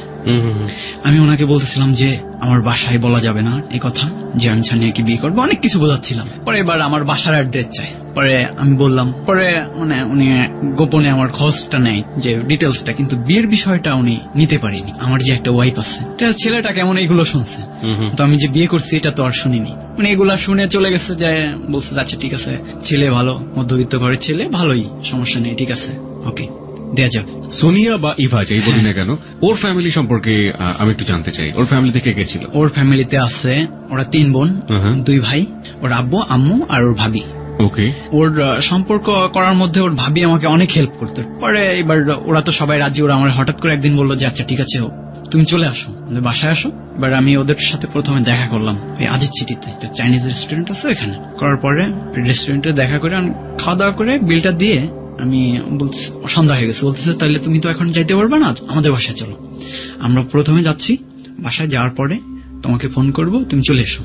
তো তখন আমি ওখান থেকে মানে বলতেছে নতুন শ্বশুর বাড়ি আসবা, কিভাবে আসতে হবে তো জানো। পরে আমি বলেছি আচ্ছা ঠিক আছে সমস্যা নেই ভাবি, আমি বুঝতে পারছি। পরে আমি ওইখান থেকে মিষ্টি কিনলাম 4 কেজি, কিনে নিয়ে ওদের বাসায় চলে গেলাম একটা রিক্সা নিয়ে। যার পরে ওরা দেখলাম যে সবাই বাসাতে একদম সবাই চলে আসছে, ওরা আমাকে নিয়ে গেল এখান থেকে রিসিভ করে নিয়ে। যাওয়ার পরে ভিতরে গেলাম, যাওয়ার পরে প্রথমে রুমে নিয়ে গেল, নিয়ে নাস্তা করলাম। পরে মানে ওইখানে ওর একটা থাকি, এবার ও আমাকে রাত্রে ফোন দেয়, মানে পাশাপাশি রুম, ইচ্ছা করলে আমরা দুজনে এক জায়গায় হয়ে যেতে পারি এরকমের রুমে থাকে। ওই পাশের রুম এই রুমে আমি এমনি অনেক দুষ্টমি ফাজলামতি করতেছি, ওরা মাইন্ড করতেছে না যে ওদের তো বিয়েই হবে। পরে ও আমাকে রাতে ফোন করে যে তুমি আসো, তা আমি আবার ফোনটা অফ করে ঘুমাই, জন্য আমাকে অনেকবার দরজায় লক করে, কিন্তু আমি শুনেও শুনি না যে থাক তো বিয়ে করবো, বিয়ের আগে কিছু করার প্রয়োজন নেই। তেমনি আসলে ওরে আমি অ্যাকচুয়ালি অনেক ভালোবাসতাম। পরে ওইখান থেকে আমি ওইটা করে মানে সবকিছু ঠিক করে চলে আসি। তাহলে বলে যে আচ্ছা ঠিক আছে তোমাদের বিয়েটা খুব তাড়াতাড়ি দিয়ে দেবো, সামনের মাসের ভিতরে দিয়ে দেবো। তুমি বোঝোই তো কোয়ার্টারের ভিতরে মনে করো যে সবাই তো দেখবে, ওর আব্বুর নিচের যারা আছে, মানে ওর আব্বু একজন উপরস্থ কর্মকর্তা, তো বলতেছে মনে করো যে অনেক নিচে অনেক লোকজন আছে, সবাই বলবে যে স্যারের মেয়ের বিয়ে কিরকম হচ্ছে। উনি কি করতেন? উনি পুলিশ সুপার ছিলেন। পুলিশ সুপার ছিলেন, মানে এসপি ছিলেন। হ্যাঁ। তারপর এবার তো এগুলো হচ্ছে, হওয়ার পরে এবার আমি চলে আসলাম এখান থেকে বাসায়। আমি একটা জিনিস বুঝতে পারি না যে একজন পুলিশ সুপারের মেয়ে একটা ছেলের সাথে প্রেম করছে, অজানা একটা ছেলে, তাকে বাড়িতে পর্যন্ত নিয়ে যাওয়া হচ্ছে, থাকতে দেওয়া হচ্ছে, এরকম একটা ডিস্টেন্সে যখন অনেক কিছু ঘটে যেতে পারে, বিয়ে হয়নি তাদের মধ্যে। পুলিশ সুপার তিনি, এবং তিনি চাইলেই তো আপনার সম্পর্কে ডিটেল খোঁজ খবর বের করতে পারেন, বাংলাদেশের যে কোনো প্রান্তে থাকেন না কেন আপনি পারেন। তারপরেও কেন তিনি করলেন না? আর যে ভাই মানে কাজল, উনি আসছিল আমার সম্পর্কে, মানে ওনার নিজের আপন ভাই। হ্যাঁ, ওনার আপন ভাই গিয়ে যে রিপোর্ট করেছে সেটাকে হিসেবে নিয়েছে। সেটার পরে উনি ওকে ফাইন। পরে তো আমি ওখান থেকে বাসায় চলে গেছি। যার পরে কিছুদিন পর মনে করেন যে আমাদের সামনে মাসে আমাদের বিয়ে হবে, এরকম একটা কথাবার্তা চলতেছে। সোনিয়ার মা বলতেছে যে বাবা তাহলে তুমি বিয়েটা তাড়াতাড়ি দিয়ে দিতে চাই তোমার সাথে, আমি দেরি করতে চাই না। তার এখনকার মেয়ে ছেলের কথা তো বলা যায় না কখন কি হয়, তো মনে করো তোমাদের বিয়েটা আমি দ্রুতই দিয়ে দিতে চাই। তো আমি বললাম আচ্ছা ঠিক আছে সমস্যা নেই, আমি যেটা করতে হয় আমি এটা করতেছি। এটা বলে আমি বাসায় চলে যাই। বাসায় যাওয়ার পরে আমার ভালো লাগতেছে না, আমার বউ যতই আমার সামনে সেজেগুজে আসুক না কেন তাকে আমার একটু ভালো লাগতেছে না। আমি বলতেছি তুমি আমার সামনে থেকে এখন যাও, আমার একটু একা থাকতে দাও। বলছে কেন তুমি আমার সাথে এমন করতেছো কেন, আমার কাছে কি নাই যা তোমার আমি দিতে পারি না। পরে আমি বলতেছি বেশি কথা বলে না, তুমি দূরে যাও। পরে একটা চট দিছি, কান্নাকাটি করতেছে। পরে আমি এবার সাথে বাসার বাইরে যেয়ে কথা বললাম কিছুক্ষণ। পরে বলতেছে আচ্ছা তুমি তাহলে কালকে আমার সাথে দেখা করতে আসো। ইভা বলছে? হ্যাঁ বলতেছে। তো তখন আমি চলে গেলাম। আমি আবার এর ফাঁকে একটা ছাড় ছিল আমার, মানে উনি আফিলউদ্দিন ডিগ্রি কলেজের মাস্টার, তো ওনার সাথে দেখা করতে যাব। তো আমি ওনাকে ফোন করলাম, উনি বললো যে ঠিক আছে বাবা তুমি চলে আসো। ওনার কাছে আগে গেলাম, যে ওনার ওইখান থেকে দেখা করে আসার পথে আমি এবার সাথে ওইখানে রেস্টুরেন্টে বসে কথা বলি। ওইখানে এসে রেস্টুরেন্টে বসি, ওর ভাবি ও আর ওর ভাই পিন্টু আসছে। আসার পরে আমরা এক জায়গায় বসে কোল্ড কফির অর্ডার করি। পরে আমরা খাচ্ছি আর কথা বলতেছি। কথা বলতে ও আমার বলতেছে আচ্ছা আমরা যে বিয়ে করবো তুমি তোমার মারে জানাবো না, তোমার বাসায় জানাবো না। বলতেছি আচ্ছা জানাইলে তো বিশাল সমস্যা, আচ্ছা ঠিক আছে একটা কাজ করো। কি কাজ করবো? আমি বললাম যে তাহলে আমি যখন বাসায় যাব, আমি তো এখানে 2-3 দিন ধরে আছি বাইরে, বাসার সাথে কন্ট্যাক্ট নেই, তুমি বলবা কি যে এই 2-3 দিন তো আমাদের বাসায় ছিল, আমার সাথে ওর বিয়ে হয়ে গেছে, বললে একটা কিছু হবে। মানে আমি ওরা বুঝ দিচ্ছিলাম। এটা কিভাবে আপনার বাসার লোকজন জানবে? আমার বাসায় ফোনটা রেখে আমি যখন চলে যাব, তারপরে ও ফোন দিবে। ফোনটা ধরবে আপনার মা অথবা আমার বোন। তখন আপনি আলটিমেটলি ওই কথাগুলো যেগুলো শিখে দিয়েছেন সেগুলো বলবে। Okay fine. তারপর কিন্তু আমি মনে করছি যে কখনো মনে হয় এটা হবে না, আমার ফোনটা আমি সেভে রাখবো, সে কখনোই বলতে পারবে না, এটা শুধু তাকে আশাই দিব। কিন্তু না, আমি যখন নদীতে গোসল করতে চলে যাই, বাড়ির পাশে একটা নদী আছে, নদীতে যখন গোসল করতে যাই, আমি মানে আমার ওয়াইপার, আমি যে রুমে থাকি, আমি ওই রুমের চাবিটা আগে আমার কাছে নিয়ে নিয়েছি। মনে করছি একটাই চাবি, আমার একটা N73 ফোন, ওটার চার্জে রেখে আমি ঘরটা লক করে দিয়ে আমি গোসল করতে চলে এসেছি। আমি মনে করছি যে ফোনের চাবি মনে আর কারো কাছে নেই, আমার কাছেই আছে। তো আমি এসে আবার খুলবো, এদিক দিয়ে ফোনও 10-15 বার ফোন দিস, দেওয়ার পরে তো এইবার ধরছে আমার ওয়াইফ। দরজাটা খুলে সে ধরছে ফোন ধরে। পরে বলতেছে যে কি ব্যাপার, কে তুমি? বলছে, আমি তো বোন। বোন বলেছে আপনার হ্যাঁ। ওয়াইফ? কেন? আমার ওয়াইফ বোন বলছে। কেন? মানে ঘটনাটা জানার জন্য, যে কেন আমার সাথে এমন করে। সে আমাকে মানে আপনার ওয়াইফ অনেক বেশি কিউরিয়াসিটি ফিল করেছিল যে আপনাকে, আপনি যেহেতু তাকে পাত্তা দেন না, নিশ্চয়ই তার অন্য কোনো মেয়ের সাথে কোনো অন্য কোনো সম্পর্ক মেয়ের আছে, সাথে সম্পর্ক সেই জন্য আছে। সে সরাসরি ওয়াইফ বলেনি, বলেছে বোন। বোন। ওকে, ফাইন। বলার পরে আমার পাশের এক চাচি বাড়ি আছে, তাদের ওইখানে চলে গেছে, যে লাউড দিয়ে তাদের শোনাচ্ছে, আচ্ছা কবে বিয়ে করছে, কিভাবে, কি দেখি সব বলো। ঠিক আছে, সে একটা বানাইছে নাই বলছে যে ওর সাথে আমার 3 দিন আগে বিয়ে হয়েছে, মানে এমন ভাবে বলছে, ওর ভাবি আরো বলছে 3 দিন আগে ওর সাথে আমার বিয়ে হয়ে গেছে, আমাদের সবকিছু হয়ে গেছে, এখন তো শুধু ওর আমার বাসায় নিয়ে যাওয়ার ডেটটাই বাকি। ঠিক আছে, বাসায় না নিলেও সমস্যা নেই, আমাদের এখানে এসে থাকবে, বিভিন্ন ধরনের কথাবার্তা বলছে। বলার পর তো পাগল হয়ে গেছে।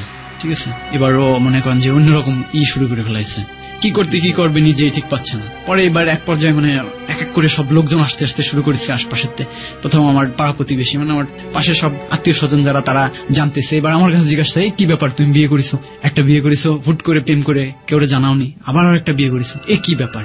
এবার তো সবাই আমার পাড়ায় গেছে, মানে আমার আর কেউ আমার কোনো কথার কোনো মূল্যই নেই। ঠিক আছে, এবার আমি কি করবো, তখন আমার মাথায় আর কোনো কাজ করতেছে না। আমি আবার চিন্তা করতেছি আমার বিয়েটাই হবে না, এসব ভেঙে দিল, যে বউ আছে। ঠিক আছে, ও আবার বলে দিচ্ছে যে আমি ওর বউ, লাস্টে বলে দিচ্ছে, মানে এখানে তুলি বলে দিয়েছে যে আমি ওর বউ। হ্যাঁ, এবারে বলে দিচ্ছে আমি ওর বউ। হ্যাঁ, তার সে বিশ্বাসই করতে পারতেছে না, এভাবে বিশ্বাস করতে পারছেন না, এভাবে বিশ্বাস করতেছে না যে ওর বউ থাকতে পারে। পরে এবার ও মনে করতেছে ফান করতেছে, আমার বিয়ে করবে না বলে ফান করতেছে আমার সাথে, ও বিশ্বাস করতেছে না। এবার আমার ফোন আর আমাকে দেয় না, চিন্তা করতেছে আমার ফোনটা নিতে হবে, যেভাবে হোক ফোন না নিয়ে আমার সিমটা নিতে হবে। তা আমি আবার মনে মনে ভাবলাম সিমটা তো আমি তুলে নিতে পারবো, ফোন যেখানে যাই যাক। তো পরে আমি ফোন টোন ফেলে ওই সময় এবার আমাদের বাড়ি কান্নাকাটি পড়ে গেছে, আমার বোন কাঁদতেছে, আমার মা কাঁদতেছে, আমার পর কারো আস্থা নেই, সব হারায় ফেলাইছে। এবার আম্মু আমার কাছে এসে জিজ্ঞাসা করতেছে যে তুই বিয়ে করেছিস, আইসা আমার তাই বলে মারতেছে। পরে আমি বলি যে না, আমি বিয়ে করিনি, আমি তো আসলে বিয়েই করিনি। আমার কথা কেউ আর বিশ্বাস করতেছে না। তখন আমার বলতেছে যে আমার বাসা থেকে এখনই বেরো। ঠিক আছে, অনেক ধরনের কথাবার্তা বলতেছে। পরে আমি কি করব, চলে আসছি ঢাকায়। আসার পরে এবার ওই দিনই রাত্রে তুলি হারায় যায়, মানে এক জায়গায় যায় পলায় থাকে। থাকার পরে ওর বাবার আমি ফোন দিয়ে বলে যে এই ব্যাপার, আপনার মেয়ে তো আমাদের বাসাতে চলে আসছে, বাসায় কি গেছে নাকি, টাকা রেখে করে চলে আসছে। পরে বলে না, আমার মেয়ে তো আসেনি। মেয়ে পরে ওর বাবা সকালবেলা চলে আসে আমাদের বাড়ি, আসার পরে মেয়ে পায় না, বলে যে তুমি আমার মেয়েরে তাহলে মেরে ফেলাইছো। আব্বু আম্মুর কাছে এসে বলতে তাহলে তো আমার মেয়েরে তোমরা মেরে কই রেখে দিছো, বলো। ঠিক আছে, এই যে ফিরে আসলেন, ফিরে আসার পরে সোহানের সাথে এগুলো শেয়ার করেছিলেন? আমি কারোর সাথে এগুলো বলতে চাইনি, কারোর সাথে শেয়ার করেননি তখন পর্যন্ত? তখন আমি এগুলো বলতে চাই না কারোর কাছে, যে আমার মনের সোহান এগুলো আপনি পরে কবে জেনেছেন? আমি এগুলা ওই যে ও যখন যাইতে করতো, কিন্তু আমি তখন জানতাম, কিন্তু আমি ওগুলা ওরে এত ডিটেল জানতাম না? না, জানতাম, কিন্তু আমি জিগাইতাম না ওরে, কারণ ও বলতে চাইতো না এই বিষয়ে, আমি জিগাইতাম না। ওকে। পরে আমি করছি কি, আমি এখন কি করবো, আমি তো একটা বিশাল ইসের পরে পড়ে গেছি। পরে আমার নামে মামলা হয়েছে, আমার নামে একটা মামলা করছে। মানে কে মামলা করেছে? আমার শ্বশুর মামলা করেছে আমার নামে, যে ওনার মেয়েরে গুম করে ফেলেছে। একটা গুম কেস আর একটা নারী নির্যাতন মামলা মাগুরা থেকে ওরা করে, ওদের বাড়ি তো মাগুরা, ওখান থেকে করে। পরে আমার কাছে এভাবে অনেক চিঠি আসতে থাকে আমাদের বাসায়, আর মানে ওইখান থেকে আসে, লোকও আসে, বাসায় এসে খুব জ্বালাতন করে। মানে আমারে তো পায় না, আমার আব্বু আম্মু সবার কাছে বিভিন্ন ধরনের কমান্ড। ততদিনে কি আপনার বউকেও পাওয়া যাচ্ছে না? না, বউ ও এক জায়গায় যায় পলায় রয়েছে। এবার এইসব চলতেছে, তোরপাড় চলতেছে। এখন সবাই মনে করতেছে আসলে মনে হয় কি না কি হয়ে গেছে, মানে কারো কাছে আর কোনো নেই আমাদের, কেউ আমাদের কথা বিশ্বাস করে না, আমার কথা তো করেই না। ঠিক আছে, আর এদিক দিয়ে আমার মানে বাড়ির আশেপাশে যারা আছে সবাই আমার আম্মু আব্বুরে সবাই ভয় দেয় যে তোমার ছেলে যশোরে একটা বিয়ে করছে, ওই দিক দিয়ে তো ওরা তো ছেড়ে দেবেই না, আর এদিকে তো তোমার ওর মেয়ে তো হারাই গেছে। যাই হোক, সে তো মনে করো যে মরেও যাইতে পারে, এক জায়গায় যায় সুইসাইড করে মারা যাইতে পারে, যেহেতু সে বাসায় ফিরে যায়নি। তাহলে তার কি হয়েছে কেউ জানে না, কিন্তু সে আছে তার নানা বাড়ি, কিন্তু কেউ জানে না। 1 মাস এসব তোরপাড় চলার পরে সে ফিরে আসে, তাদের বাড়িতে গেছে। হঠাৎ করে খবর পেলাম যে সে বাড়ি আসছে, 1 মাস পরে বাড়ি আসছে। আসার পরে এবার কোর্ট থেকে শুধু নোটিশের পর নোটিশ আসে, কিন্তু আমি যাই না, সবসময় পলাই থাকি, কি করব। পরে একটু মামলাটা মানে স্লো হয়, হওয়ার পরে আমার আম্মু খুব টেনশনের ভিতরে থাকে যে কি করব। ছেলেটারে খুব মানে আমার আম্মা আদর করতো, এই জন্য মনে করে যে ওর যদি আমার তার আগে কিছুদিন আগে আমাদের এলাকায় এরকম একটা মেয়ে মরে গেল, মরার জন্য তার ফাঁসি হয়ে গেল।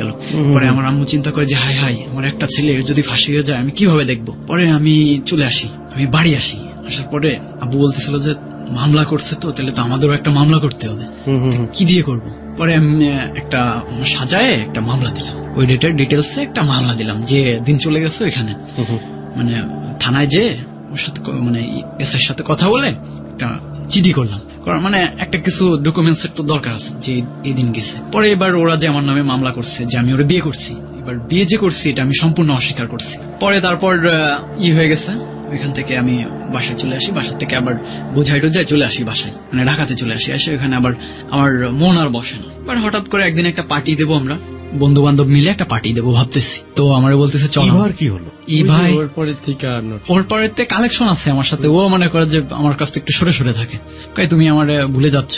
ও বিশ্বাসই করতে পারতেছে না যে আমার একটা বউ আছে। আপনি বলেছেন সত্য যে হ্যাঁ। আমার বউ আছে। পরে আমি গাড়িতে আসতেছি, আসার পথে কই, তুমি আমার সাথে এই ধরনের ব্যবহার করতেছো কেন, কি হয়েছে আমার খুলে বলো। পরে আমি বললাম যে এই ব্যাপার, আমার একটা বউ আছে। সে বিশ্বাস করে না। আপনি কি পরে তার কাছে ব্যাপারটা হ্যাঁ, open পরে করেছেন? আমি- কেন করেছেন? পরে আমি বলে দিছি যে যাক, আমি তো যা করছি করে ফেলাইছি, অনেক বড় একটা হয়ে গেছে।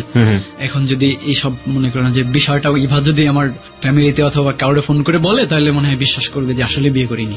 ঠিক ও আছে, এই জন্য বলার জন্য এই জন্য। আপনি এটা হ্যাঁ, বলেছেন এবার বলি যে দেখো তুমি একটু বলো যে আলটিমেটলি আমি বিয়েটা করিনি। আমি বিয়েটা করিনি। তাহলে অন্তত কেস টেস্ট গুলো তুলে নিন। কেসগুলো তুলে নেয়। কিন্তু ইভা কোনোভাবেই সেটা বিশ্বাস করে না। না, এবার সেটা বিশ্বাস করে না। ওকে। হঠাৎ করে এবার এগুলো এভাবে চলতেছে 2-3 মাস ধরে। চলতে চলতে আমি আর ও আমরা সবাই মনে করি যে একটা আজকে একটা পার্টি দেবো। তো যে পুবাল রাজবাড়ি আছে ওইখানে আমরা একটা মদ বানাই, বাংলা মদ। ওইখানে যাই আমি আরো। যাওয়ার পরে জেগে বসার পরে একটা মহিলা আমাদের একটা 2 লিটারের বোতল পানি খেয়ে আমরা নিয়ে যাই, ওটা ভরে দেয়। আমি ফার্স্ট জীবনে ওই দিনই প্রথম ড্রিঙ্ক করি। ওই দিনই আমি প্রথমে আমার দোকানে এসে ওইটার অর্ধেকই খেয়ে ফেলছি টেনশনে। 2 লিটারের অর্ধেকই আমি খেয়ে ফেলছি। ও বলতেছে তুই কোনোদিনও ড্রিঙ্ক করিসনি, তাহলে তোর বিশাল সমস্যা, আমি কিচ্ছু হবে না। ওইটা খেয়ে ঘুমাইছি। ওইটা ঘুমোচ্ছি, ঘুমানোর আগে এর ভিতরে আমার আম্মু ফোন দিচ্ছে। ও ছিল আমার সাথে। আম্মু বলতেছে যে বাবা শরীরটা তো একদম ভালো না। বলছে কেন আম্মু তুমি এমন করে বলতেছো কেন? আম্মু বলতেছিল যে তোরে নিয়ে আমার এত চিন্তা, টেনশনে আমি ঘুমাইতেও পারি না। বলি কেন আম্মু তোমার এত টেনশন কেন, আমার এত টেনশন করো কেন? আমি তো টেনশন করি না, আমি বিষয়টা এইভাবে বলতে চাইনি, আমি তারে অন্যভাবে বলতে চাইছি, কিন্তু সে অন্য একটা মাইন্ডে নিয়ে গেছে। সে মনে করেছে যে আমি তার জন্য এত টেনশন করি, সে আমার জন্য টেনশন করে না, এই ধরনের বুঝছে। আমি বলছি যে আম্মু আমার তো টেনশন হয় না, আমি এটা বলছি, তুমি এত টেনশন করো কেন এই বিষয় নিয়ে। মানে আম্মু উল্টা বুঝে তখন ব্যাপারটা সিরিয়াস নিয়ে হ্যাঁ গেছে। সিরিয়াস নিয়ে গেছে। তখন তো আমরা পরে- মোবাইল থেকে আসতেছিলাম। পরে এবার যে আমার যে মানে ভাবি আছে, ভাবি মিলে আর আমার ওই বউয়ের বড় বোন, এরা মিলে আমার আম্মুর কাছে ফোন করে অনেক ধরনের বাজে বাজে কথা বলতেছিল আম্মুরে। ফোন করার পরে আম্মু আমার ফোন করেছে, বলতেছে এইভাবে আমি তোর জন্য এত বাজে কথা শুনছি যে আমার লাইফে আমি কোনোদিন শুনিনি। এই ধরনের বাজে কথা আমি তোর জন্ম দিয়ে শুনেছি, আমার মরে যাওয়া উচিত। পরে আমি বলতেছি কেন আম্মু তুমি এই ধরনের কথা বললে না, ঠিক আছে তাহলে তোমার আগে আমি মরে যাবো। মানে অনেক ধরনের কথা বলতেছি। বলার পরে এবার আমার বলতেছে যে আমার শরীর একদম ভালো না, আমি মনে হয় মরে যাবো। কথা বলছি, বলার পরে মানে আমার যে ওয়াইফের বড় বোন উনি আম্মুরে অনেক বকা দিছে আমার সাথে কথা বলার পরে। বকা দেওয়ার পরে আম্মু মানে সবার সাথে অনেক কিছু মানে আমার বোনের বলছে যে এই ব্যাপার আমার ভালো লাগতেছে না, কেমন লাগতেছে, মরে যেতে পারি, মানে কোথায় ইন্স্যুরেন্স করা আছে, কোথায় কি আছে, কোথায় বাড়ির কোথায়। আমার বোন তো জানে না, ও কখনো রান্নাও করিনি। ওরে আমরা খুব আদরে রাখতাম, এই জন্য কিছুই জানে না। তা ওরে ওইগুলো আবার ওই দিন রাত্রে বলতেছে যে এই ব্যাপার। আর ও তখন এইটাই পড়ে, ও তখন বুঝতে পারতেছে না এই বিষয়টা যে কি বলতেছে আম্মু আমারে। মনে হয় আম্মু আমার শিখাচ্ছে, ওগুলো ও বুঝতে পারিনি। তারপরে আম্মু হঠাৎ করে আমি ওই রকমের ইটি খায় ড্রিঙ্কস করে ঘুমাই পড়ছি। এবার ঘুম থেকে উঠছি, উঠার পর দেখি আমার ফোন, অনেকবার ফোন দিছে আমার। আমি তো মানে বিভোর রয়েছি, ড্রিঙ্কস করে আমার সেন্স নেই। পরে আমি ঘুমিয়ে গেছি। ঘুমানোর পরে সকালে একটা ফোন আছে, ফোনটা ধরে ঘুমের ভিতরে আমি শুনি যে আমার মামার হয়েছে। পরে তো তারপরে আমি অনেক কষ্ট করে আমি মানে আমার দোকানের যে আছে আজাদ ভাই, ওনার কাছে যে বললাম যে আজাদ ভাই আমার আম্মু তো মারা গেছে, তো আমি এখন চলে যাব। তাই বলে আমি চাবিটা ওইভাবে ফেলাই রেখে যাই, ঠিক আছে, চলে যাই। চাবিটা দিয়ে আমি অনেক দৌড়াইতে 2-3 কিলোমিটার চলে যাই। আমার নবীনগর যেতে হবে। নবীনগর যে আমি একটা গাড়ি কোনো সিট পাচ্ছি না। তখন আমি অনেক কান্নাকাটি করে বলতেছি ভাই আমার মা মারা গেছে, আপনারা যদি আমার একটা সিট দেন তাহলে আমি আমার মারে দেখতে পারবো। প্লিজ ভাই আমার একটা সিট দেন ভাই, আমার একটা সিটের ব্যবস্থা করে দেন না ভাই, আমার যাইতে হবে ভাই, প্লিজ ভাই। আমি অনেক কান্নাকাটি করতেছি। কেউ আমার মানে একটা পরিবহন আছে, ওরা বলতেছে যে আচ্ছা ঠিক আছে ভাই তোমার মা মারা গেছে তো তুমি কই যাবা। বলতেছে ভাই আমার মাগুরা নিয়ে দিলে আমি মাগুরা থেকে চলে যেতে পারবো নড়াইল, ওইখান থেকে ভিতর দিয়ে রাস্তা আছে, আমার দোলাভাইরা আছে, ওনারা এসে আমার নিয়ে যাবে। তখন তারা আমার বলতেছে আচ্ছা ঠিক আছে চলো। এবার আমাকে নড়াইলের SI যে আছে উনি আমার ফোন করলো। ফোন করার পরে বলতেছে যে তোমার আম্মু যে মারা গেছে, তোমার কার পর অভিযোগ, কে মারছে, তুমি কাউকে করো নাকি, সন্দেহ করো তোমার আব্বুরে। অথবা তোমার পাড়া প্রতিবেশী কেউ, অনেক ধরনের অনেক কথা বলতেছে, অনেক কমান্ড। পরে আমি কি বলবো, আমি অনেক কান্না করতেছি। কান্না করতে করতে এক অবস্থায় আমি বেহুশ হয়ে গেছি। পরে আমার পাশে একজন ভদ্র মহিলা ছিল, উনি আমার করছে পানি টানি দিয়ে। পরে চলে আসছি এখান থেকে। আসার পরে আমার দুলা ভাই যোগাযোগ করছে মহিলার সঙ্গে। উনি বলছে যাচ্ছে ঠিক আছে, আমি গাড়ি পাঠাই দিচ্ছি, আপনি মাগুরা একটু আমার নামাই দেন, নড়াইল রোডে নামাই দিলে আমরা এখান থেকে নিয়ে নেব। পরে ওই মহিলা, আমিও তখন অজ্ঞান হয়েছিলাম, ওই মহিলার সাথে যোগাযোগ করে আমার নিয়ে গেল, ওইখানে বাড়িতে নিয়ে গেল। যার পরে ভিতরেই আমার মানে গলা দিয়ে তখন থেকেই রক্ত পড়া শুরু করছে। আমি যাচ্ছি বাড়িতে, তখন থেকেই আমাকে একটা হুন্ডাই করে নিয়ে যাচ্ছিল, আমার এমনি রক্ত পড়তেছে অনেক। পরে বাসায় গেছি, যার পরে মানে হয়ে পড়ে গেছি, বয়স হয়ে পড়ে গেছি। তারপর যখন আমার পানি টানি দিয়ে সুস্থ করার পরে আমি যখন গেলাম, মা দেখি শুয়ে আছে আমাদের উঠানের মাঝখানে। প্রথমে আমার আব্বু আমার এসে জড়ায় ধরে কান্না করতেছে। পরে আমার বোন এসে আমার প্রশ্ন করতেছে যে ভাই, আমার মা কি অন্যায় করছিল, তুমি তারে মেরে ফেলাইলা, কি করছিল বলো, আমার মার অপরাধ কি, আমার অপরাধ কি? আমি তখন তাদের প্রশ্নের উত্তর দিতে পারতেছিলাম না। আমি যে কি করব, আমি নিজেই কিছু করতে পারতেছিলাম না। তখন অনেক কান্না করতেছি, কিন্তু কান্না করে কি হবে? লোকজনের যে কথা, যে আমার বোন এসে বলতেছে ভাই তুমি আমার মারে মেরে ফেলাইলে, আমি তো কিছুই বলতে পারতেছি না। আমি কি বলবো, সবই দোষ তো আমারই। আমার তখন আর কিছু বলার নেই। আপনি আপনার দোষ কেন দিচ্ছেন? তার কারণ সবকিছু তো আমার জন্যই হয়েছে। আমি যদি আর একটা রিলেশন না করতাম, সবকিছু মিলে আমার প্রথম ওয়াইফটাও ছিল তারই ভুল, এবং তারপরে যে মেয়েটার সাথে সে জড়াতে চাইলো স্ত্রী থাকা অবস্থায় ঘরে, সেটা একটা চরম ভুল, এবং সেই ভুলের শাস্তি পেল তার মা। আপনার মা কি সুইসাইড করেছিল? কি করেছিল আপনার মা? আমার ওয়াইফ তো তখন ছিল না, মানে ওয়াইফ চলে গেছে পালায়। তো আমার রুমে যায়, মানে অনেক আগের ঘর, তো ঘরে মোটা মোটা আছে রডের, ওগুলো একটার সাথে দড়ি দিয়ে ঝুলে আছে। এরপর আমার আম্মুর হয়ে যায়, কবর দেওয়া হয়ে যায়। দেওয়ার পরে আমি চলে আসি বাসা থেকে। 3 দিন পরে ওটা একটা মিলাদ হয়। আপনাকে ওই সময় পুলিশে ধরেছিল? পুলিশে আমার যেহেতু আপনার নামে মামলা চলছিল, এবং একই সাথে ওই সময় আমাকে পুলিশে ধরেনি। ওকে, ওই সময় পুলিশ আসছিল। আপনার স্ত্রী ছিল ওইখানে? আমার স্ত্রীরা ওরা আসছিল না ওই দিন। আপনার স্ত্রীও ছিল না ওই দিন? আসছিল না ওরা। আপনার স্ত্রী কি তখন খুঁজে পাওয়া গেছে? হ্যাঁ, খুঁজে পাওয়া গেছে। ওই দিন ওরা আসেনি আমাদের বাড়িতে। যখন শুনেছে যে এভাবে সুইসাইড করেছে, তখন আর আসেনি ওরা? ওকে। তো তখন আমি খুব কান্নাকাটি করতেছিলাম। আর এক একজনের এক এক প্রশ্ন, কার প্রশ্ন কি উত্তর দেবো, আমি কোনো উত্তর খুঁজে পাচ্ছি না। সবাই আপনাকে কালপিট মনে করছিল? ওকে। তো তখন আমার আর কিছুই, মানে আমার যত আত্মীয় স্বজন আছে সবাই আমাকে মানে কি যে করতেছে আমি নিজেই বুঝতে পারতেছি। আমার মনে হচ্ছিল যে আমি নিজেই সুইসাইড করি এক্ষুনি। তো আমি করিনি সেটা। দেখলাম যে আমার একটা বোন আছে, তার জন্যই আমি কিছু করতে পারিনি তখন। পরে আমার কবর দেওয়ার পরে আমি যখন চলে আসলাম, আসার পরে 3 দিন পরে মিলাদ হলো। সবাই মিলাদ দেওয়ার পরে আমি অনেকদিন, মানে 7-8 দিন থাকলাম বাড়িতে। তো পরে ওইখান থেকে চলে আসি। আবার এসে আমার বোনের কথা আবার চিন্তা করি যে সে একা বাসায় কি করবে, কিভাবে থাকবে। সে তো কোনোদিন রান্নাও করিনি। পরে তারপরে আমি চলে আসি বাসায়, সবকিছু এখান থেকে নিয়ে চলে যাই বাসায় যেয়ে ওইখানে একটা দোকান নিই, নতুন করে এখানে শুরু করি। কিন্তু সবার মনে আমার নিয়ে একটা ভ্রান্ত ধারণা যে ওর জন্য ওর মা মরে গেল, মানে এক একজনে দেখলে এক এক ধরনের। কত সালে এই ঘটনাটা ঘটে? এটা 2009-এর 8 মাসের সময়। 2009-এর 8 মাস। ওকে। পরে আমি কি করব, চলে আসি, ওইগুলো নিয়ে চলে যায় বাড়িতে যাওয়ার পরে এবার আমার তো ওয়াইফ তো আর তো সেভাবে ওইভাবে ওর সাথে হয়ে গেল। আমার আম্মা মারা গেল, ওরা কেস টেস সব ওইভাবে আস্তে আস্তে গেছে, ওটা মানে বাদ হয়ে গেছে এমনি। তারপরে আর ওরা আমার খোঁজও নাই না, আমিও নি না। বছর খানিক চলে গেল, 2011-12 সাল পড়লো। তখন থেকে আবার আমার মনের ভিতরে আবার অন্য কিছু জায়গায় উঠলো। ও তার ভিতরে ইভা আবার করছে আর একটা ছেলের সাথে, হ্যাঁ, একটা রুবেল নামে একটা ছেলের সাথে পলায় চলে গেছে। জীবনের যে চরম এবং মানে দুর্ভোগ কত রকমের হতে পারে, একটা মানুষের ভুল যে কত বড় শাস্তি দিতে পারে, অপরাধ কত বড় শাস্তি দিতে পারে, তার বেস্ট এক্সাম্পলটা হচ্ছে আজকের এই যাহা বলিব সত্য বলিব। রোহান খুব স্বল্প করে আজকে এই জায়গাটায় তার জীবনের অপ্রিয় সত্যগুলো তুলে ধরেছে। এইটাকে নিয়ে যদি আমরা আরো সময় দিতাম তাহলে আরো ব্রড অ্যাঙ্গেল থেকে এটা তুলে ধরা যেত, কিন্তু আমাদের সময় স্বল্পতার একটা অনেক বড় কারণ। দেখুন, তার জীবনের সবচেয়ে বড় ভুল হলো একটা মেয়ে ঘরে থাকা অবস্থায় আরেকটা মেয়ের সাথে ভাবে জড়িয়ে পড়া, এবং সেই মেয়েটার সাথে সে ফান করে হোক বা যে কোনো কারণেই হোক, যেই ক্লুটা বলেছিল সে মেয়েটাকে হাতে পাওয়ার জন্য, সেটা তার জীবনের সবচাইতে বড় পেইন হয়ে গিয়েছে, তার মার আত্মহত্যা।